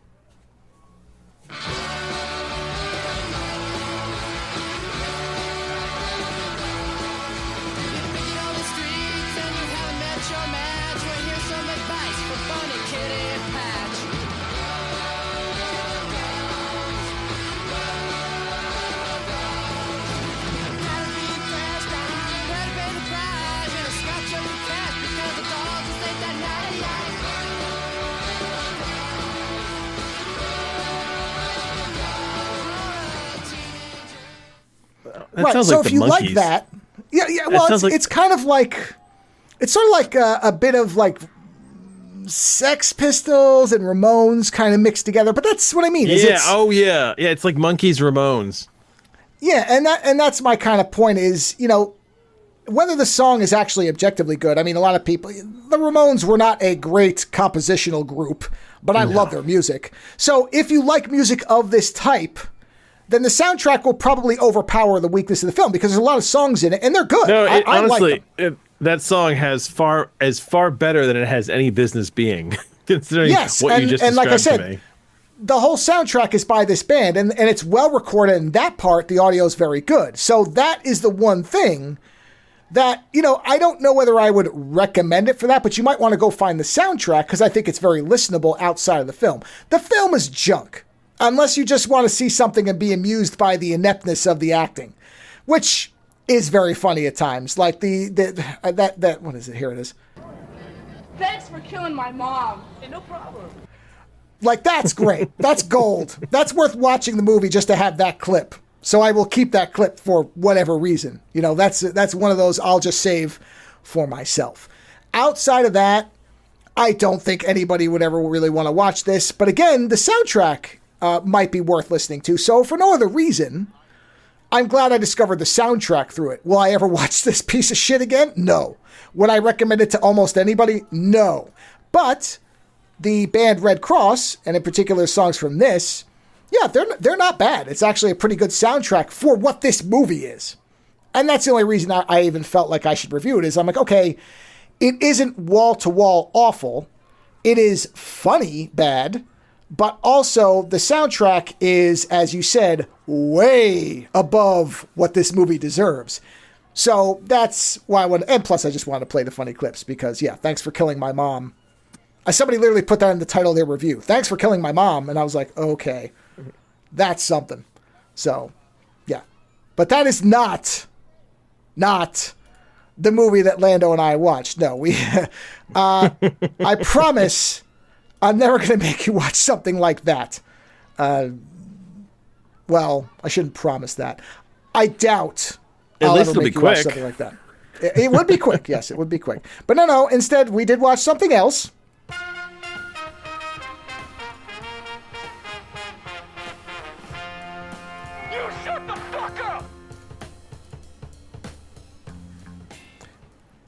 At some point, I'll actually just stitch that together instead of having to do it manually. But I've been saying that now for how many shows, so who knows if it'll ever happen. No, we did watch something. I'll let you intro the movie and it's because I know very little. All I know about it is that it was called Angel's Egg, and that I know that Yoshitaka Amano was involved, and it is his art, and that's all I really. I mean, you had a far better explanation of this to me, of what the hell we were getting involved in. Yeah, so this is a movie. I watched this in... Oh, when did I actually... I meant to look up when I reviewed this, because I think I did. I seem to remember talking about it, but it was a while ago because... Let's see, when did I actually review it? 2018, so that would be 7 years ago. So 7 years ago, I watched this. And that was the last time that I had watched it. Not because I didn't think it was good, but because at the time, there was not a good version of this. I watched it, I believe, as a YouTube rip, and it was watchable, but it was, I believe, a Laserdisc copy. So it was fine, but it wasn't really good. But they have recently, I think it was last year, they announced they were going to do a full remastering of it and put out a good version of it, and I got that. It looked great. No, and that's what I'm saying is I wouldn't have wanted to watch the former version of it because the quality, well, don't get me wrong, I did watch it, but it was not nearly as nice as this, which apparently is because last year was the 40th anniversary, so I didn't realize that, but that's why they did it. And it's from 1985, so technically I would think that would make this the 40th. Or I guess it was for this year they wanted to release it, but they remastered it, whatever, it doesn't matter. In any event, the basic synopsis that the official release says is the following. Quote, In an underwater city, a young girl takes care of a large egg she holds carefully in her arms. No, we'll get to that in a second. Hold on. Yeah. A treasure that she believes is an angel's egg. A boy with a gun arrives in search of a bird he saw in his dream. At first, it seems as if his feelings of sympathy are developing between the two. Then one night, the boy crushes her precious egg. That's their description. I don't think that's what it's about at all. Well, I don't even know if it's accurate. There was no evidence that the city started off underwater, because that makes it sound like it was. They're an underwater. You want to hear my theory of what this movie's about? No, I don't think it's underwater. No. Right, I've been thinking about this. By all means. And I went and read some stuff about the. Maybe I'm a victim of knowing too much about the story of the Ark, right? Because that's what this references the Ark, right? And the thing is that the story of Noah and the Ark gets kind of everybody always overlooks why God decides to create the flood, right? God is unhappy with the world, right? Why did God decide to say, "Fuck it, I'm killing everybody except for this drunk and his kids, and go get two of everything and put them on this boat. This is how big it's got to be. It's fucking enormous." Everybody overlooks, like when you're in Sunday school, and you ask the question, "Why did God want to destroy the world?" They're like, "Well, there were many bad people doing bad things." And as a kid, you're like, "Oh man, God must have been really pissed," right? So, but it makes no sense. And when you read more about it, you realize that what the story is about is essentially God was unhappy because the Gregorian angels were basically marrying humans, and were teaching them their science and their math. And they were giving them abilities that mankind was not supposed to have, right? And God was like, "Fuck this," and killed everybody, and found a human that he thought he could control, which is honestly, that's my interpretation. And tried to wipe out the Gregorians and all their hybrid children. And for me, watching this movie, I realized after a while that watching this movie to me feels like this is one of the many interpretations I came up with. This is the last two Gregorian angels left alive who have found their way on the Ark after God knows how long. And the little girl... the little girl is... Because remember how the little girl would glow?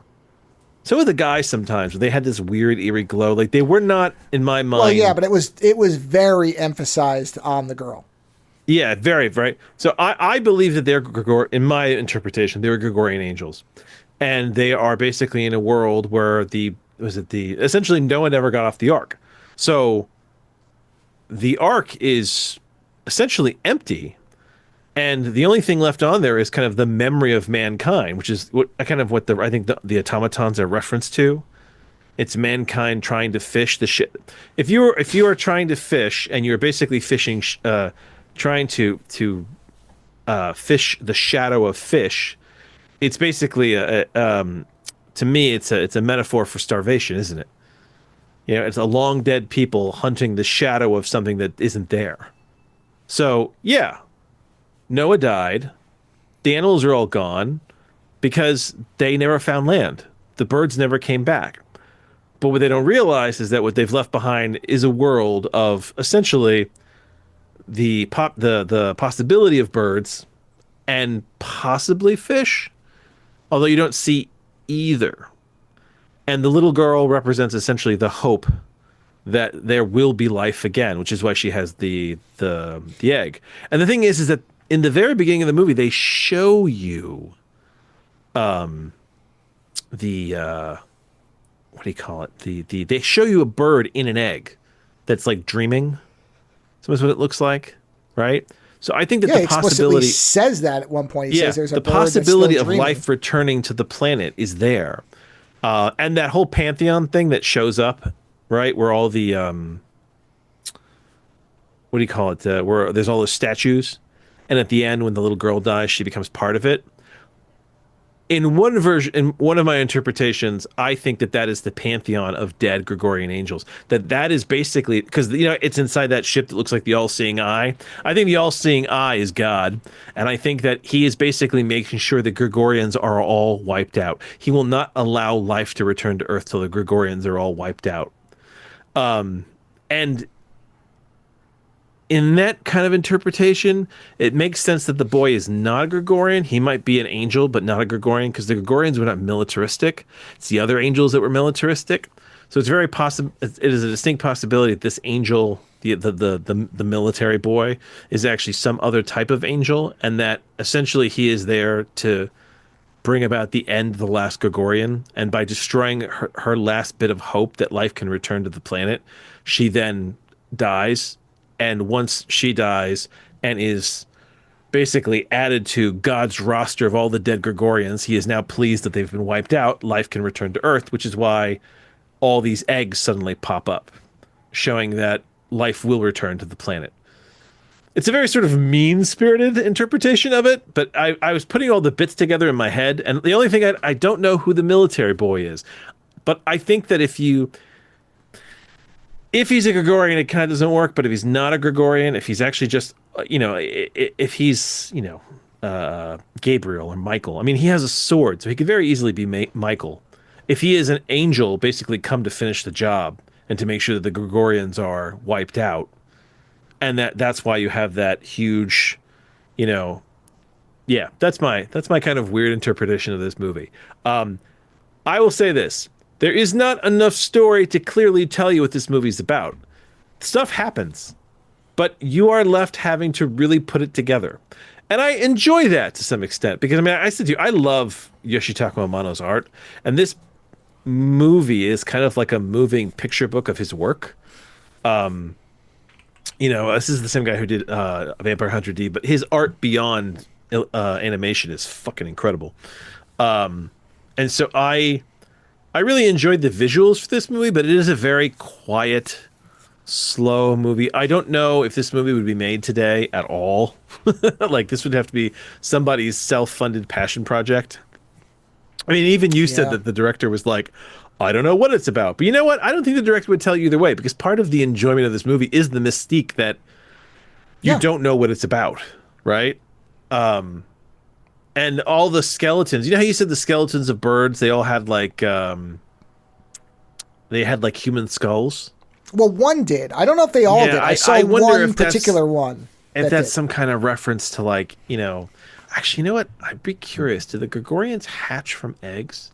Because there is something in there. Yeah, I thought it might be Lucifer. I didn't know, because it's the only one I remember, and they spotlight it by, she says something like, here's where it is, or something. Here's where he is, or something like that. No, because Lucifer, the problem with Lucifer in this is that Lucifer rebelled against God, but Lucifer was still worked for him. I mean, that's the thing. It's like, he left hell and he was put in charge of the largest fucking property in all of existence. Like, God was angry with him, but he wasn't that fucking angry with him.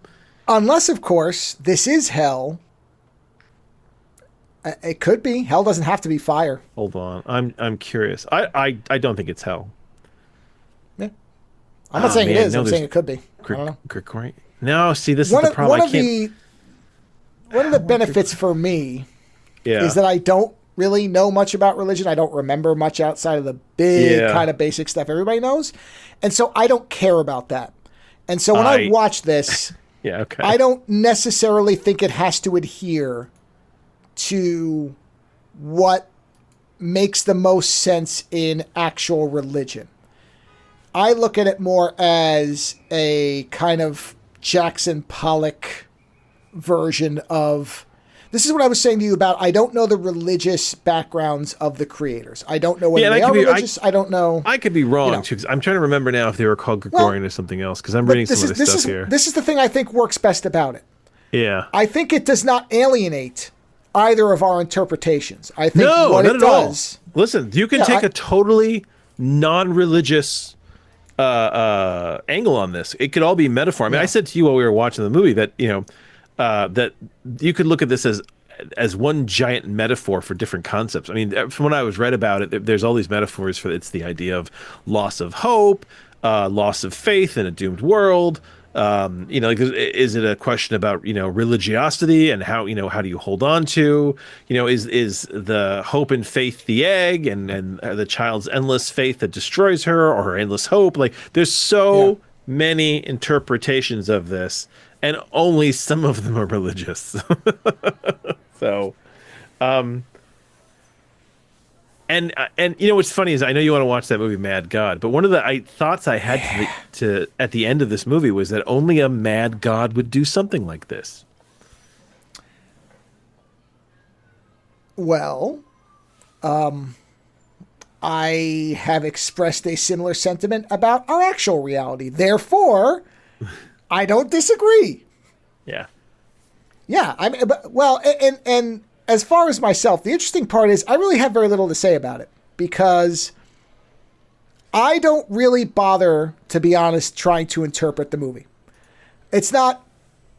I watch this as an art film, and I don't really care. Yeah, but interpretation is narrative, and narrative is just play. I mean, listen. At the end of the day, all narrative is just play. Yeah, no, I don't disagree. But in other words, I don't have a big theory on it, because I don't know that I need a big theory. I think it works I don't need one either. As but it's, the act of watching a movie and wondering what's happening, it's fun to play and try to build. Oh, sure. Various narratives. There are various narratives, and that's what makes this movie interesting, which is that it enables itself to be utilized in so many varied narratives that have nothing to do with each other. No, I agree. The real reason I wanted to watch it was for what your version of it was, as opposed to mine. I wanted to hear what you thought. Well, I had a few versions. Like I said, the version of God destroying, of basically the whole arc story going wrong, and that God will not allow life to come back to Earth till the Gregorians are all dead, right? And that girl is either that girl is the last, or that boy is the last. Now, why? But it makes more sense that she's the last, because Gregorians were never violent angels. And like I said, it might have been called something else, but I think they were called the Gregorians. The Gregorians weren't violent angels. So it makes sense that at the end of it all, that last light of hope, the vengeful Old Testament God would send down one of his militaristic angels, like Gabriel or Michael, to put an end to it. And that they found the most... they found the most sort of Sandman way, which is like kind of, a clever, non-violent way to kill the girl. They destroyed her hope in the future, at which point she ran screaming and she fell into the waters. And then when she was gone, when she had drowned and given up, because she does give up. I mean, she blows out her last breath. She's now dead. She is added to the pantheon of God's rage, which is that whole pantheon of what looks like weeping angels, which is all he has now killed all the Gregorians. This is what he set out to do, and now life can return. And Michael is left on Earth, basically seeing the eggs pop up, and the fact that, I mean, it looked like there were a ton of eggs now with things in them. So it seemed like the possibility that life could return. I mean, and in that respect, I like the Archangel Michael. He's of the archangels. I think he was always the one that when you read a lot of these different myths, he seemed to be the one the most concerned with the safety of the human race. Although he was also an agent of God. So those two things are not mutual. Because God very often liked to destroy his own shit. So, but in this respect, I like the idea that Michael would go down and say, listen, if life is going to return to this planet, the Gregorians must be destroyed. And then it tried to find the least violent way he could do it, which essentially he made it so that she wanted to give up. By destroying her faith, by destroying her hope that there was this thing that might hatch one day and bring life back to the world, by destroying it and saying, hey, there's no hope here, she dies without him having to hurt her.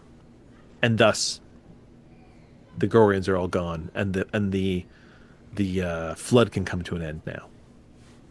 Right? I mean, who knows what that'll look like? If it'll all just be a world of birds and fish. But like I said, that's just one possibility. There's so many different possibilities. That was the one that kind of made sense when I was like, if I was writing this, I was like, that narrative makes sense. It kind of works. works with what I know about the more of the flood story. There's a part of me that would like to sit down and kind of review what I know about the flood story, so I could be like, okay, because I have a feeling it would make even more sense. But I think, like I said, it is a movie of metaphor. Nothing is actually what it is. Everything is something else. And when you create something like that, it goes beyond your control. I mean, maybe the reason that the director doesn't know what it's about is because he can't really at this point. It can be about anything to anybody. Most directors try really hard to counter this by keeping control of the narrative, right? George Lucas, who I don't want to speak badly of, but he is a director who always wanted strong control of his narrative, to the point of which that he's not interested in releasing, he didn't want to release the original Star Wars for years, right? He wanted his new narrative to be the narrative. Most directors want strong control of their narrative, unless they're telling a movie that they specifically want interpretation of. But that is rare. Most directors want an interpretation that is in line with what they want you to think about it, right? But this is a director who made a movie and seems to have made it specifically to allow the audience to try to establish what could be going on. But there is no firm answer. There's no final conclusion. Even if the director said at this point, it would matter, because it's been out for so long and there's so many different interpretations of it. I think the use of the fact that he said angel, I think pushes a lot of people to find kind of a religious vision of it, but I don't think there necessarily has to be just a religious vision of this. I mean, this could be a miraculous science fiction movie. And you could, didn't you say the Germans tried to write a whole bunch of narrative around this? It was actually the Australians. I kept messing it up, but it was the Australians who did. They filmed live action stuff to attempt to make this make more sense, apparently. Yeah, and that's what I mean. Like, if you gave me a week to sit down and really ponder this and kind of write out an idea, I could come up with all kinds of different interpretations that make sense with the information that's there. This is just this is interpretive play, really, is what it is. But the key things you have is you have a city slowly being flooded. You have a mysterious egg that may or may not have anything inside of it. It could have just been a ball the whole time. You have a little girl who's protecting it. You have a soldier, and those seem to be the only two people there. You have what seem to be robots or automatons that are constantly trying to spear the shadow of giant extinct fish, right? That's all fucking metaphor fuel right there to come up with what the hell you think is going on. And there's no other people. It's just the two of them, and there supposedly was a war. And honestly, your theory about him being Lucifer, it works. It could work in the sense that he talks about there being a war. That could be the war in the heavens. Right? Yeah, because we do see tanks go by and then they just leave. They never come back. Yeah. But again, it could just be automatons. It could. Yeah. That's a good question. You know what? Where do the fucking tanks go? Well, the thing is, I don't know that the automaton blue people and the tanks are related. I think they're two different things. But we both said this looks like a city that has been destroyed or run down it's or old something. And it's destroyed, yeah. Yes. And so then at the tanks, end of the movie, when it pans out and you realize that you're basically floating on the upturned arc, that the arc itself has turned over and you're just basically, the whole world is what's left of it. Yeah. But to point out the problem that we both had with the description is, in the beginning, the world is not flooded. No. We see towards the end, all the water starts again. So when it starts, when we see the war machines, which, by the way, they are a bright red. You were talking about the monotone color. They are bright red. So they stand out immediately. And they don't seem to be mechanical. There's like a biological sort of nature to them. There's wiring that's pumping almost like a heartbeat. Yeah. So that could be like a hydraulic oil going through it, or it could be that they're supposed to be alive. It's tough to say. Yeah. But they a bunch of them go by. They don't do anything. The girl doesn't actually hide from them. They don't appear threatening, but they are absolutely gigantic gun tanks. And they could be leaving, having devastated the city. They could be coming in to do something. But We're never either way, clear. they refer to a larger fleet of something. Correct. And it makes sense if it's Michael. Here's the thing: if it's Michael and it's not Lucifer, or Michael or Gabriel, if it's one of the archangels, right? Well, then there would be a fleet of angels because only the Gregorians were destroyed. They destroyed the humans and the Gregorian angels, right? Which means that yes, there could be other armed forces out there because the Old Testament God had a whole fleet of people. Right. So yeah, it's but like I said, you defer to sort of Christian mythological imagery because the name angel is in there, right? But honestly, what is the original title of this? Because it's Japanese, right? No, I believe it is Angel's Egg, but let me look. Okay, so he called it specifically Angel's Egg. The original name. It's not Egg of the Winged Deity or something like that. No. Oh, that's fascinating. Apparently, this was repurposed from ideas that Mamoru Oshii had for a Lupin the Third film. We were talking about Lupin the Third. That's hysterical. I didn't even know that. Huh? Wow. Okay. Both concepts feature the film of questioning existence. Lupin's existence in the canceled film and the bird from Noah's Ark and Angel's Egg involve the fossil of an angel. Oh, the fossil of an angel. Well, that certainly tells us what that was. Oh, well, there you go. Yeah. Okay. So apparently the angel fossil concept was directly taken from Lupin and compares the relationship between the boy and the girl, this is the director, to that of in the Glass Menagerie by Tennessee Williams, which I have no knowledge of whatsoever. Oh, the Glass Menagerie, yeah. She's so little. So in the Glass Menagerie, I think it's the wife. She has this. Is it the wife or the daughter? Either way, there's a woman, and she has this this case full of these glass animals, right? And they are her world, right? And then I think in the play, she meets the friend of her brother, or so, a man who is like trying to engage her to kind of pull her out of the house to kind of trying to. He's interested in her, right? And she cannot leave the fantasy of her glass menagerie to see that he is there in front of her. And so she remains a spinster focused on these glass animals rather than have a life and find a connection. I'm pretty sure that's it. I'm going to look it up real quick to make sure, though. I will read some interesting things. And I did not read any of this before now. Yeah. Which I'm kind of glad about. So, originally intended as a comedy film. Yeah. With the film starting with the girl with the egg first getting off a flying arc in front of a Japanese convenience store, Oshii changed his mind and decided to make a pure fantasy film after seeing Amano's art. There's something interesting right there. His art is transporting. Yeah. Oshii said he decided to remove the narrative as much as possible and keep the film simple, using animation as expression to draw a story and fill it with symbolic expressions and metaphors like Jung's archetypes and collective unconscious. Now, here's an interesting bit about the background. Although some publications indicated the film is built on Oshii's supposed loss of faith in Christianity, Oshii himself has stated otherwise, saying that he was not Christian, but that he thought quotes from the Bible were cool and had a friend who was Christian.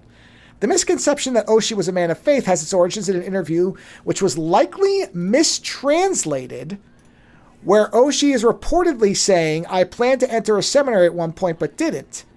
And then followed up by the interviewer saying, are you a Christian or do you just like the Bible for its philosophy? To which Oshii replies, for its philosophy. In the same interview, Oshii also said, I'm not a Christian, but I've been reading the Bible since my student days. In a 1996 interview with An America, Oshii stated that he made the film because it had elements that intrigued him, such as, quote, ruins. I like museums. I like fish. I like birds. I like water. And I like girls. End quote. He also stated that ruins appeared to him in his dreams. So, yeah, and this is kind of my... When I say I don't try to read anything into it, that doesn't mean I go, oh, that might mean that. It's more of me going... I don't know that there's a cohesive narrative. Oh, yeah. This feels like sequences. Yeah, the nature, but the nature of interpretation is not that you are trying to find the definition, the definite story here. You're just trying to play. You're trying to find the possibilities. Oh yeah, and I want to emphasize, yeah. This is why I wanted you to see it, because I wanted to see what you would take out of it compared to what I did. Yeah. And I like that because you have this knowledge. I know you know more about this stuff. Whereas to me, I'm like, Ark, boat, Noah. I didn't even remember he was a drunk. I knew he had to get two of everything, and I didn't even know why. You didn't know he was a drunk, No, and I'm pretty sure he was incestuous with his daughters. Sure, a lot of them were in the Bible. That's what I'm saying. Noah was not a nice guy. Yeah, and that's a funny interpretation that God, in destroying mankind because it's getting too smart. In the Old Testament, there's a theme that runs through it that God doesn't like the human race to get uppity, and whenever they start to get too smart for him, he figures a way out to fucking deal with them. Which goes back to Adam and Eve, which is the idea that they eat from the apple of knowledge, and if they eat from the apple of life, then they'll become gods as well. And God's like, well, fuck that. They got to get out of here. And he kicks him out of the garden. He's like, here you go. You've got knowledge. Fuck off. He's always pissed off when mankind gets out from under his control. Right. And then the story of the flood, it's like, okay, well, God gets angry because these Gregorian angels, or hopefully, I think they're called that. These angels are basically teaching mankind these sciences and technology, these understandings that they're not supposed to have, and having children with them. And God's like, that's not what's supposed to happen. So what does he do? He finds a drunk to represent the human race and says, you, build a boat, I'll help you. Because that's the other thing. He does send entities down to help Noah. Build a boat, an ark, this thing. I'll help you. Get two of everything, which is a metaphor. Get in there with your family, and you guys will survive alone. At which point, he kills everybody else. Now, in Gilgamesh, there is a version of this story that is told, and what you realize in the Gilgamesh story is that it's not the entirety of the world, but it is an entirety of an area, I'm pretty sure. What's fascinating about the flood story is the flood story actually it's not just with the Christians. It's not just in the Bible. It's actually in other stories as well, which leads me to believe that there is a part of the world that at some point experienced massive psychotic flooding. And I think they've actually done like all sorts of archaeological research and do think that there is an area in the Middle East or something like that where a whole swath of it suddenly went underwater. And if that was where you lived, and you lived in a time where there was no technology and there was no mass transit ability to get from one place to another other than walking or riding an animal, a flood of an entire area would seem like your whole fucking world got put underwater, right? And that's good material to use for your story. But back to this idea that, God doesn't like uppity humans. So knowing all that and then seeing a movie like this that uses, a trigger word like angel, you sit there and you go, okay, well, this could be an interpretation of this story. This could be an extension of, what happened if the flood. What if God wouldn't relent on the flood till the Gregorians were all dead? Right? It's a possibility. But again, what's beautiful about this is the potential of 100 stories being told. You could look at this movie, and I mean, it's almost like a challenge to be like, come up with 100 different versions of this movie. What could be going on, right? Well, you've got this, murder of the last Gregorian angel storyline. It could be, the two last survivors of a post-apocalyptic war between automatrons on a far-off planet. It could be any number of things. And that's the beauty of it, is that most directors don't give you the playground. They want you to fucking see what they want you to see. And it's kind of bold to have a director who, coupled with this other person's art, said, you know what? I like these things. Let's throw them together and let's see how people perceive it. God has fucked me in the ass so many times. As a side note, you are correct. The Gregorians, they're referred to everywhere as watchers, apparently, but that's the same thing, I guess. They are the ones that went to Earth, fell in love with women, and decided to give them technology while also, replicating. There you go. Yeah, there was the Gregorians, yeah. Yeah. They don't tell you that in fucking Sunday school, let me tell you. What do you mean they were interested in women? No. Apparently the Book of Enoch is one that they just don't bring up many times. Well, there's a lot. Well, that's the other thing is that remember, there's a lot of different Oh my God! gospels. Oh, I thought that said filth to him. It says fifth There's to him. I was there's a like, lot that's of hell a gospels that subname. were not included in the official manual to a manual to being Hey, Christian. Azazel was one of them. He was the knife maker. Look at that. There you go. Azazel taught humans to make knives, swords, shields, and how to devise ornaments and cosmetics. Yeah. So And God doesn't like- wow. So he was the Avon lady of weaponry. God doesn't like uppity humans. That's the theme. If Man. you read, that's the thing, and that's why the New Testament is so funny. Because when Jesus shows up, suddenly it's like, no, God loves you. He loves you, and He wants you to be happy. And I'm gonna die. I mean, He killed His only son to make up for this made up shit called sins that He made up. And that's where you lose me, where it's like, well, he's the creator of all, so He created sin, so why couldn't He just get rid of it? God's like a programmer that's lost control of the program. It's like one of these guys who's doing the software for like World of Warcraft, and he's sitting there going, like, if I do that, I'll break the code, and he just keeps having to build on top of the legacy code. So it's like, Jesus gets fucking presented to World of Warcraft, but he can't do that much because God doesn't want to break the legacy code. So he's like, well, Jesus can only do so much, but I want them to like me. So, tell them that I'm a good guy and I love them all, and I'm going to kill you for their sins. That makes no sense. But then when you go back to the Old Testament, that is the God of wrath. That is an old school, worship me, but fuck you, God. And a lot of the stories have that kind of theme where it's like, love me or I'll fucking kill you. And the more you read, honestly, the more I read Christian mythology, the more honestly, it just falls into line with like Greek mythology and fucking Norse mythology, where it's like, the undying ones and how they are basically kind of like selfish, petty gods. Like Old Testament God is kind of, he's like an angry old man who doesn't like that things have gotten out of his control. And look at it this way. His own people revolt against him and are put down. And he can't bring himself to kill the Shining One because he's the Morning Star. So instead he sticks him in the fucking basement and gives him what is a large-scale shit job, right? But his own people tried to revolt against him. If all the Greek gods turned against Zeus in the finale, right? At some point you'd be like, Zeus is a dick, that's why.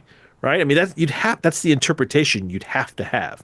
If if tomorrow Elon Musk's own people in a board meeting rose up and stabbed him with their fucking penknives till he was dead, right? You'd have to assume that there was something going on with Elon Musk, right? Because an entire boardroom full of people doesn't suddenly penknife you to death, right? So, yes, unfortunately, I have all this shit in my head. So when I see a movie like this, it fucking makes too much sense to find sort of a murderous, angry Old Testament approach to it. But like I said, it could just be science fiction. Well, and this is where I'm interested in the fact that he is not in fact Christian, but just thought that the Bible was cool. See, No, listen, I think the Bible is very interesting. No, but what I'm saying is that makes this movie make more sense to me because this is the type of movie I would make. For example, I just found something that said that one of the watchers named, okay, I know I'm mispronouncing this, but this is a funnier pronunciation, Kokabiel. I know that's not right, but Kokabiel sounds delightful. Yeah. It's Kokabiel. So I'm sure it's Kokabiel or something, but Kokabiel. You know what? I never looked up if Cabniel was one of the Gregorians. Go on. I don't see that name, but there's a lot in here. Is a fallen watcher, resident of the nether realms, and commands 365,000 surrogate spirits to do his bidding. Among other duties, he instructs his fellows in astrology. That character is a movie. Why 365,000 specifically? Listen, so much of the Christian mythology is so much weirder than you realize.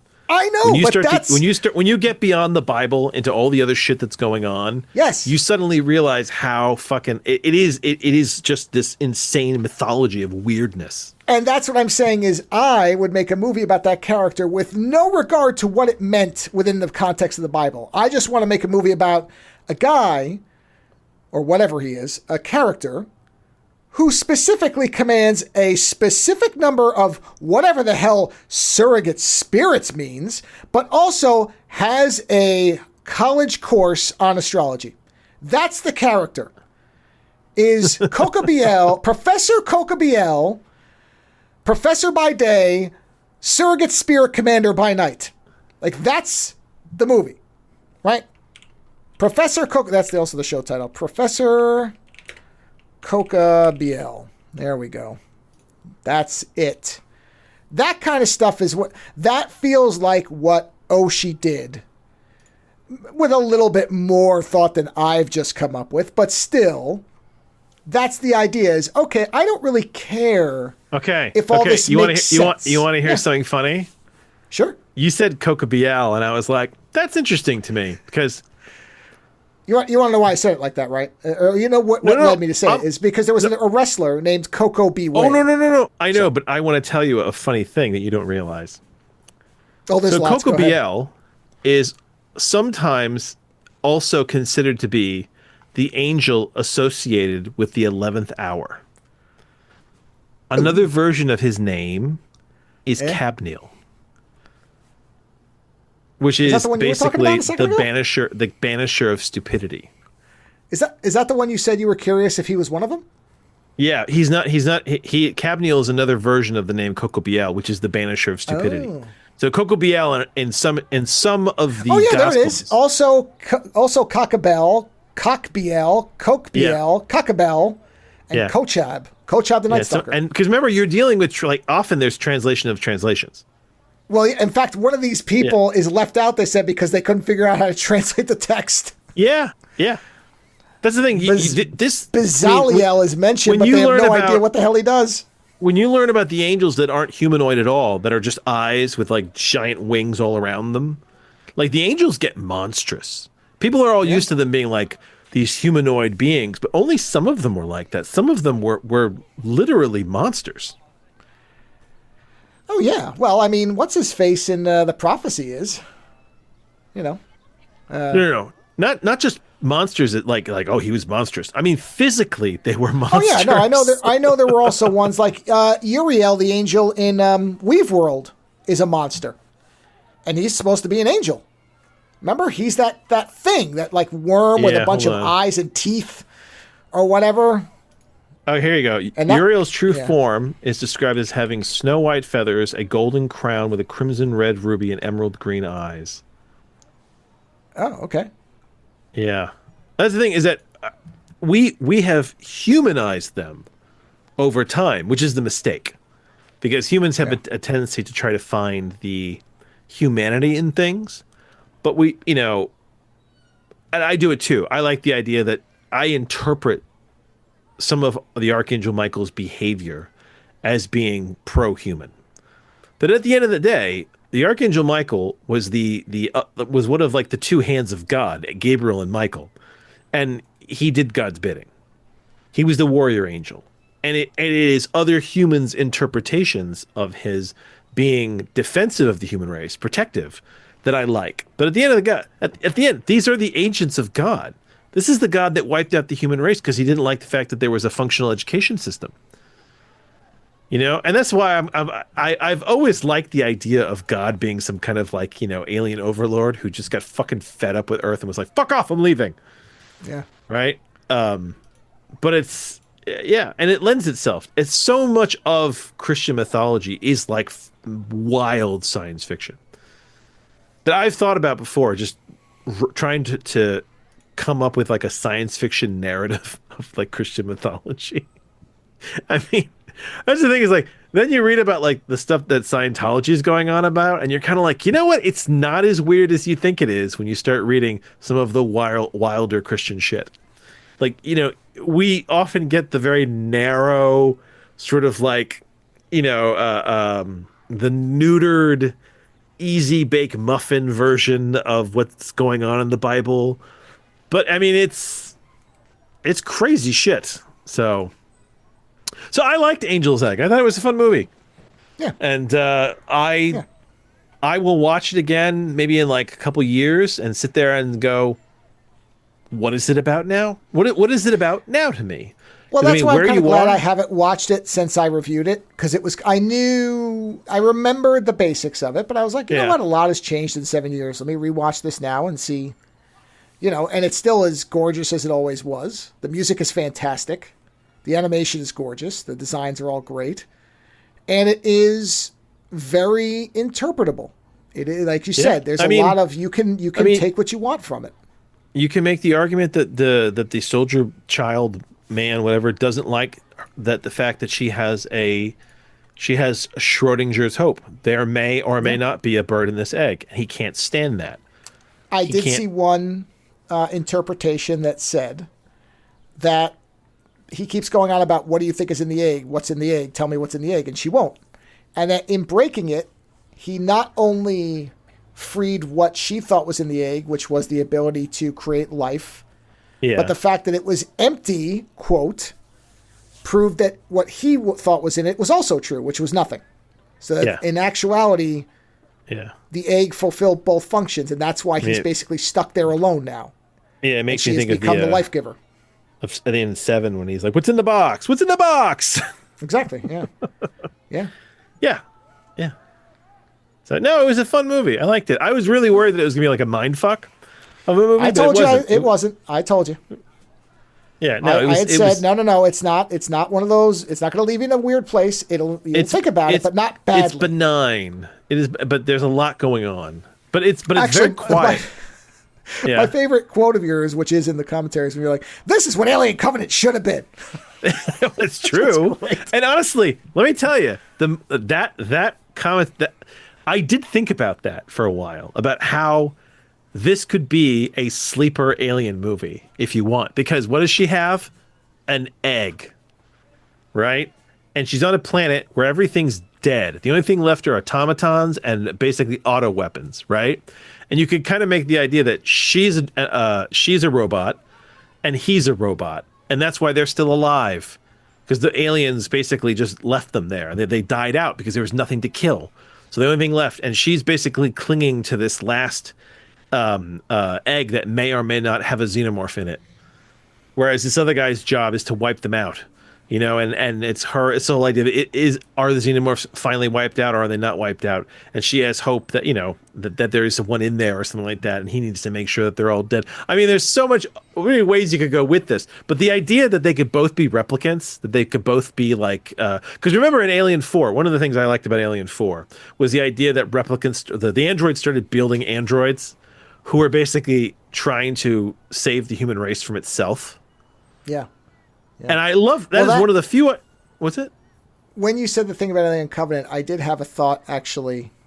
It was after we'd already stopped recording, right? And I thought about that, and I did have this thought where I thought, well, it's not that this could be Alien Covenant, but I thought, what an interesting movie Alien Covenant would have been if all of David's experimentations kept resulting in aliens that were benevolent, as opposed to destructive, and that was his frustration. Oh my god! See, and that's what I mean with the writing of that movie, is that there's so much shit that you could have done with that. And like the xenomorphs kept going out and resurrecting the dead engineers, and he kept killing them, and he's like, "No!" Yeah, and then he would kill that thing and try to make. If David had, if that whole movie had been David trying to make basically like bad xenomorphs, and he kept making essentially slaves that wanted to do good. Right? Because that was the thing, is he was made to do humans' bidding. And if he kept making xenomorphs that just wanted to do your bidding, and it was driving him fucking crazy, and then those humans got there, right? And one of them hatched the first vicious monster human, or xenomorph, that started killing things. And David was like, holy shit! He's like, I've done it, but I don't know how I've done it. I need the rest of these humans. I need to know how I did it. And the movie ended with that.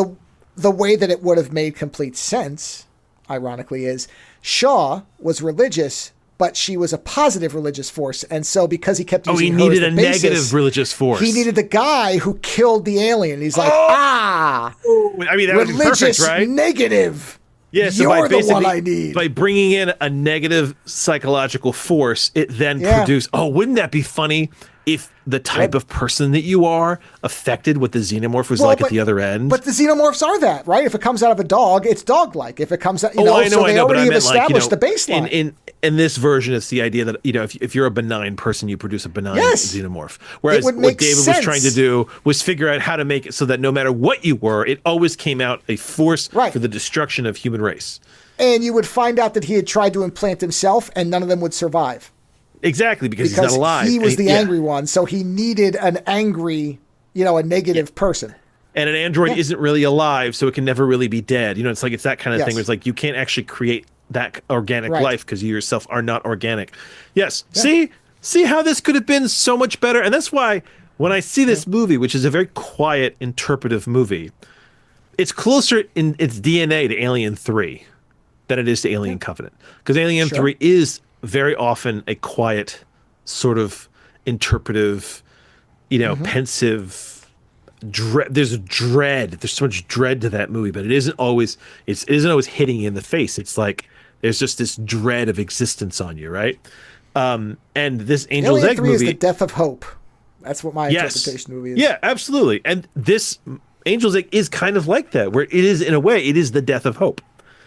Right, and ironically, I see it the opposite. I see it as the beginning point of hope, where the eggs appear. Well, listen, if you go by my interpretation, life can now return to the planet because God has gotten his vengeance. He wanted the Gregorians wiped out. The last one was wiped out. Life can return now. Yeah. But you see, but that statement, you see how it makes kind of sense. It's all like this is what Alien Covenant should have been. I understand it. And that's like I said, that led me to think, what if David couldn't but I accept the fact that I am not the audience anymore. I am not the audience at all. And I don't think you are either. I think that we have seen too many movies, we've read too many books, we have too many references. We know, I don't want to say we know too much, but I think we have too much scope at this point to eat the fast food. We're both aware enough that we want more. 200 hours later. And it does not behoove them to give more because there's so many people who don't want that much. They don't want things that loaded. Sometimes they really just want it to be, listen, at the end of the day, people want the Aliens movies to be horror movies. That's all they want. And there's a small group that watches them going, I want more out of this. There's the potential for so much more, and that's why movies like Angel's Egg aren't going to be made. They're not going to be popular because most people don't want to sit through a very quiet, pensive movie that could be about fucking whatever is in your head. They don't want it to be whatever is in their head. They want to be told what it's about so they can watch it and just kind of tune out. Most people want entertainment to tune out. Rah, rah, rah, bang, bang, bang, end of movie. I didn't have to think through this, right? That's what most people want. So a movie like Angel's Egg is incredible because it says, no, you're involved. You're completely involved. You better show up because I'm not telling you what it's about. I don't even know what it's about. It might be about whatever, and you sit there and go, could it be this? Yeah, maybe. Maybe not. Who knows? It's up to you. Be your own storyteller. And that is a scary statement to some people, this idea of, well, I don't want to be my own storyteller. I don't trust myself as a storyteller. I want to be told the story. I don't want to be the one at the fire having to tell everyone else what's going on. That's scary. I just want you to tell me. And this movie says, no.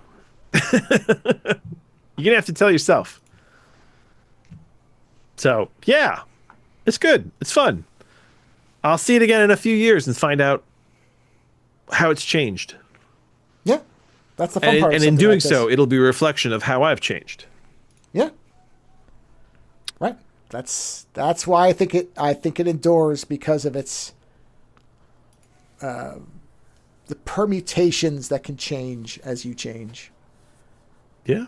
That's where I think for some people, movies like this are frustrating, and instead you and I find them interesting because we don't mind the meanings changing because there isn't necessarily one meaning, and that's what I like about it. Yeah. It's got enough that you can, if you have the knowledge like you do, you can bring that knowledge and you can apply it without necessarily saying this is the definitive. Well, you thing. don't need that knowledge either, though. You could know none of that's that where I stuff come and from. As still I come look up at it with and like I'm a like, totally... oh yeah, well, okay. Yeah. My Cliff's Notes knowledge of the Ark is fine because I can still form something out of this. And even if I couldn't or don't care to, it's still so gorgeous I really don't care. But there's things there for everybody. That's the thing I like best is if you are heavily religious, you will likely have a powerful reaction to this. And if you're utterly without religion or any type of faith, you can still have a powerful reaction. There are still great moments of... I find this movie to be a great melancholy film. It's not sad, but there's a longing to it. There's kind of a, Phoenix 2772. Remember when we were watching this movie? I said this movie reminded me in vibe of Phoenix, of that Space Phoenix movie. Yeah. Yeah, it's called Phoenix 2772. It's made in 1980. And it has this kind of weird vibe of being this kind of weird space interpretive... and that one's that Space Captain Harlock type of animation I enjoy so much. I love the look of that movie, yeah. Oh, it looks great. Yeah, movies like this are a lost art is making stuff honestly, like this anymore. It's Space Firebird. That's another name for it, Space Firebird. Yeah, that's what came up for me, but it's got the same alternate title. It's Phoenix 2772 or Space Firebird. We should watch that at some point. Well, it makes sense because that's the Astro Boy creator. That's why it looks like that. Yeah. If we can find it. And it's that whole idea, but at the end it's like, she's the Phoenix and should she die to rebuild the universe or something like that. There's a whole thing at the end with that movie, but it's like, it's not massively explained to you necessarily. You kind of have to go with it. Wow. Yeah. They also made a movie called Cleopatra, which looks like something very different based on the cover. But there is an arc involved. For the same director? It's the Astro Boy guy. So yes, actually same director. But look at the cover for that. Right, hold Cleopatra on. is from 1970. Cleopatra? It's rated X, I will tell you. 1970. Cleopatra by same director, anime, which would be right? Osamu Tezuka. Yep, the Astro Boy guy. Yeah. Oh, Jesus Christ. Yeah. Man, there's boobs right there on the poster. What the hell is this about? He also made... hold on. Yes. I'm going to read this description to you. Yeah. Go ahead. The film follows a group of 3 humans who time travel to ancient Egypt in an attempt to avert an alien invasion. But one of them attempts to flirt with Cleopatra in hopes of being remembered the greatest lover in history. The film was a critical and commercial failure. A manga adaptation of the film, also from Tezuka and Hisashi Sakaguchi, was released later that same year in October, exclusively in COM, and was reprinted in late 2018. Dude, we may have to see this. It looks wild. I mean, honestly, we got to do both of these. Yeah. But I mean, I've never even heard of this fucking thing. Me either. Yeah. Holy shit. Yeah. Well. Oh, okay. and they don't time travel back into as themselves. They get put in bodies. I will see if I can find it. Yeah, one of the guys' name is Hal, and he finds himself transported in the body of a priestess's pet leopard Rupa, thwarting his plans to seduce Cleopatra. And Jiro finds himself in the body of Lonius, a Greek man captured and enslaved by the Romans.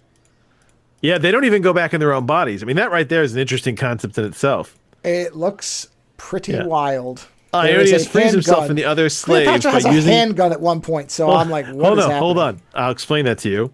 Ionius frees himself and the other slaves by using his knowledge of future technology to make modern hand grenades. Oh. All right. Yes, Well, that they explains why start there's missiles, arming too. Cleopatra. Okay. Wow. I mean, I'm just looking at the images on IMDb, and they are wild. Yeah, he gives Ionius a modern-day handgun to ensure his victory in the gladiatorial arena. Wow. Yeah, okay. We'll watch this.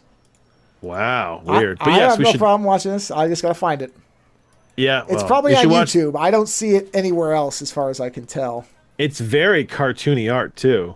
Oh yeah, no. Well, it's of this style. It's the same people. Yeah. Oh, it's very. Yeah. Holy shit. Let's see. Is it on YouTube? Yes, it is. Oh, Internet Archive has it. I can get it from there. Okay. Of course it is. Thank you, Internet Archive. Yep, here it is. Cleopatra. I mean, it's not in the best one of the quality, reviews is Cleopatra, horny and weird. Hey, that sounds good. that's a good opener. She has a gun. I told you. I saw it. Yeah. All right. Well, I'll put that on the list. I have a list of movies already, so I'll put that on. Jeez, it's funny. All right. Well, I guess we find ourselves at the end here. Yes. As we've proven time and again, we do wander. We wandered into Cleopatra. Not Cleopatra 2070. What was that? There was a Cleopatra Sci-Fi Channel show. Oh, right? yeah. I can't remember what it was called, but it was like... No, not... 2525. There it is. Cleopatra. There you go. Which also was horny and weird, as I recall. Well, so, a lot of that era of sci-fi shows were horny and weird. Wow, look at these oh, wow. I haven't looked at stills from this show in quite a while. Wow. Yeah. Oh, yeah. Oh my God. Wow. Oh, yeah. Gina Torres was in that. That's right. Yeah, she was like the sidekick, wasn't she? I don't know. There's 3 main women. She's one of them. Oh my God. Yeah. I should rewatch this. The blonde with the short hair was Cleopatra, and then the other 2 were her. Yeah. It doesn't honestly, have as bad Gina Torres, as I expected. Gina Torres. Am I getting this wrong? Was Gina Torres the lead? I don't remember, to be honest. She's very central to a lot of these posters. Well, you're right that the blonde is Cleopatra, but she is the first person listed in the credits, and that usually means she is the star. I forgot that it was produced by Sam Raimi. Yeah. An exotic dancer is frozen in 2001 and unfrozen in 2525. Okay, so she's one of the future fighters, apparently. Wow. Yeah, so Jennifer Skye is Cleopatra. So she's the lead. Well, I don't know. I think they're supposed to they're supposed to be kind of co-leads. She's just the character that she's the Crichton of the show. She gets warped back or warped into the future or whatever. Wow. How many seasons is this show get? I was just thinking that. It's 2 seasons, looks like. 28 episodes. 2 seasons. Jesus. That's amazing. Oh, no. Oh, yeah, season 2. Here it is, season 2. Yes, 2 seasons. Did it have a finale? I can't tell if it ended on a cliffhanger or not. Is it a cliffhanger? I mean, listen, I'll watch anything with Gina Torres once. It says last episode of the series, but does that mean... Well, so will I, but... hold on. When the folks make it season... Okay. Second... Okay, so apparently it was already canceled by them, but whether it has an ending or not, I guess, is kind of unclear. Did it actually have an ending? Because if it doesn't, I don't want to watch it. If it's going to end on... don't get me wrong. I'm not expecting a lot out of Cleopatra 2525, but let's see. Did it have an ending? Hell's Team, blah, blah, blah, blah, blah. Oh, ends on a permanent cliffhanger. No thanks. Done. Oh, nope. no. Nope. That's a big ass no. I'll go with Cleopatra Porno 70. Thanks. No, I'm not doing no cliffhangers, so that's fine. Yeah, I'll find Cleopatra 70 is on archive, so I'll get it, and I will put it into the roster of our films. And on that note, everybody, as usual, for a show that, by the show notes, only has 4 subjects, it sure covered more than that. So, on that note, I don't know where I was going with that. Tip your waiters. Tip your waiters. And see yourselves out. God, why do I feel like there was one thing I wanted to say before the end? I felt like there was something I wanted to remind people of. Go to the Patreon? Well, yeah, I set that up. Yeah, go. The last Star Trek episode came out, which I did get good feedback on, I'm happy to say.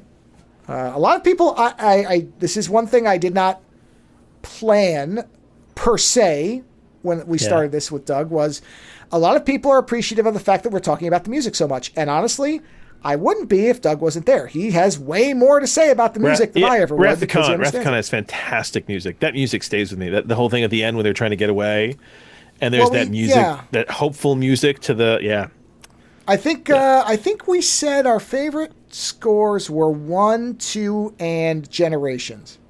I think. Yeah, that music for me, all of Star Trek is contained in the end music of Wrath of Khan. When they're escaping and Spock sacrifices himself, and that music that's playing when they don't know if they're going to get away, and the Genesis device is like glowing, and there's just this high hopeful music. That to me is all of Star Trek. Even more than the theme music. That is Star Trek. It is hope. Sure. So, well, I'm glad you're talking about the music. That's good. Yeah. We talk a lot about the music, and I mean, he is a music expert, so. That's what I'm saying. Is that's one of the things is he can actually speak in terms that mean something, as opposed to me going, I like when these noises come in and they go up and down in a sequence. Ha! And that's as much as I can tell you about it. Whereas he's like, oh no, the key change here. I'm like, oh, and I can pretend. I know, but you know what the problem is almost when you find someone who's too much of an expert. The fear is that he knows how to explain it where he's good. That's what I'm saying. They'll talk about it, and people will be like, I don't know what he just said. No. He also says, like, okay, high, low, here's the emote. Like, he knows how to convert it because he's a teacher. If he was just a composer who sat in a cave and just made albums all day, no. Yeah. Like, trying to talk to Brian Eno about this would probably not work. But somebody who actually has to he's practiced mentor young people into what music is. Yes, he has to bridge that. Man, I'll tell you what, I've watched a couple of the videos he puts for his classes. And he's got, just watching them, I'm like, man, if I was a music person, this is the teacher I'd want. Who's like, yeah, if you just want to shoot the shit, come by. Here's my office hours. And he literally says, shoot the shit. I'm like, wow, man, I'm not used to professors swearing. Like, this he's also a music teacher. I think they have a little more latitude. No kidding, but that's what I mean. Is it's like, wow, this is great, man. That's what you want a teacher to be. Is like on the level of people and not, if your compositions have not achieved a Wiseman score of 9.8, I shall not accept them after the 15th of whatever. End of conversation. Download and whatever. So, in any event, those are all out. So the entirety of Star Trek is out, 14 or so hours with breaks and intermissions because you absolutely need them.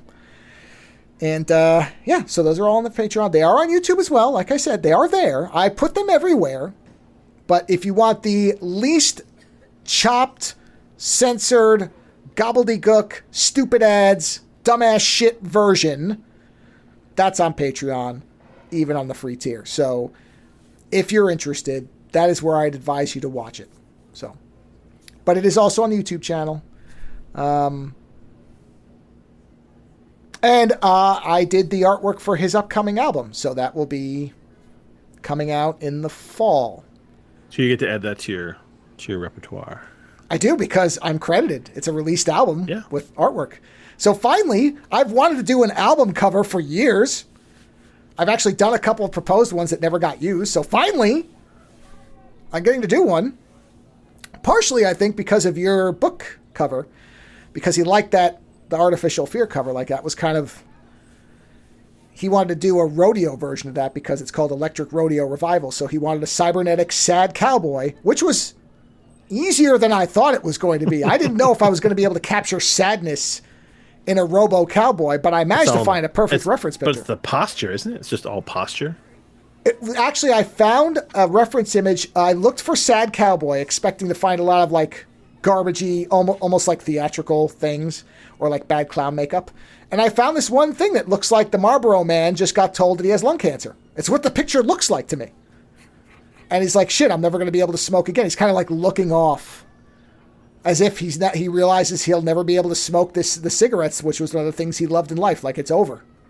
And it's this wistful thing. And then I did this giant, like, fire-maned electric horse behind him, because that's supposed to be the idea that the rodeo will go on forever and he's going to be stuck in it. So the horse is, like, shooting fire, and it has wires for its mane, all that kind of shit.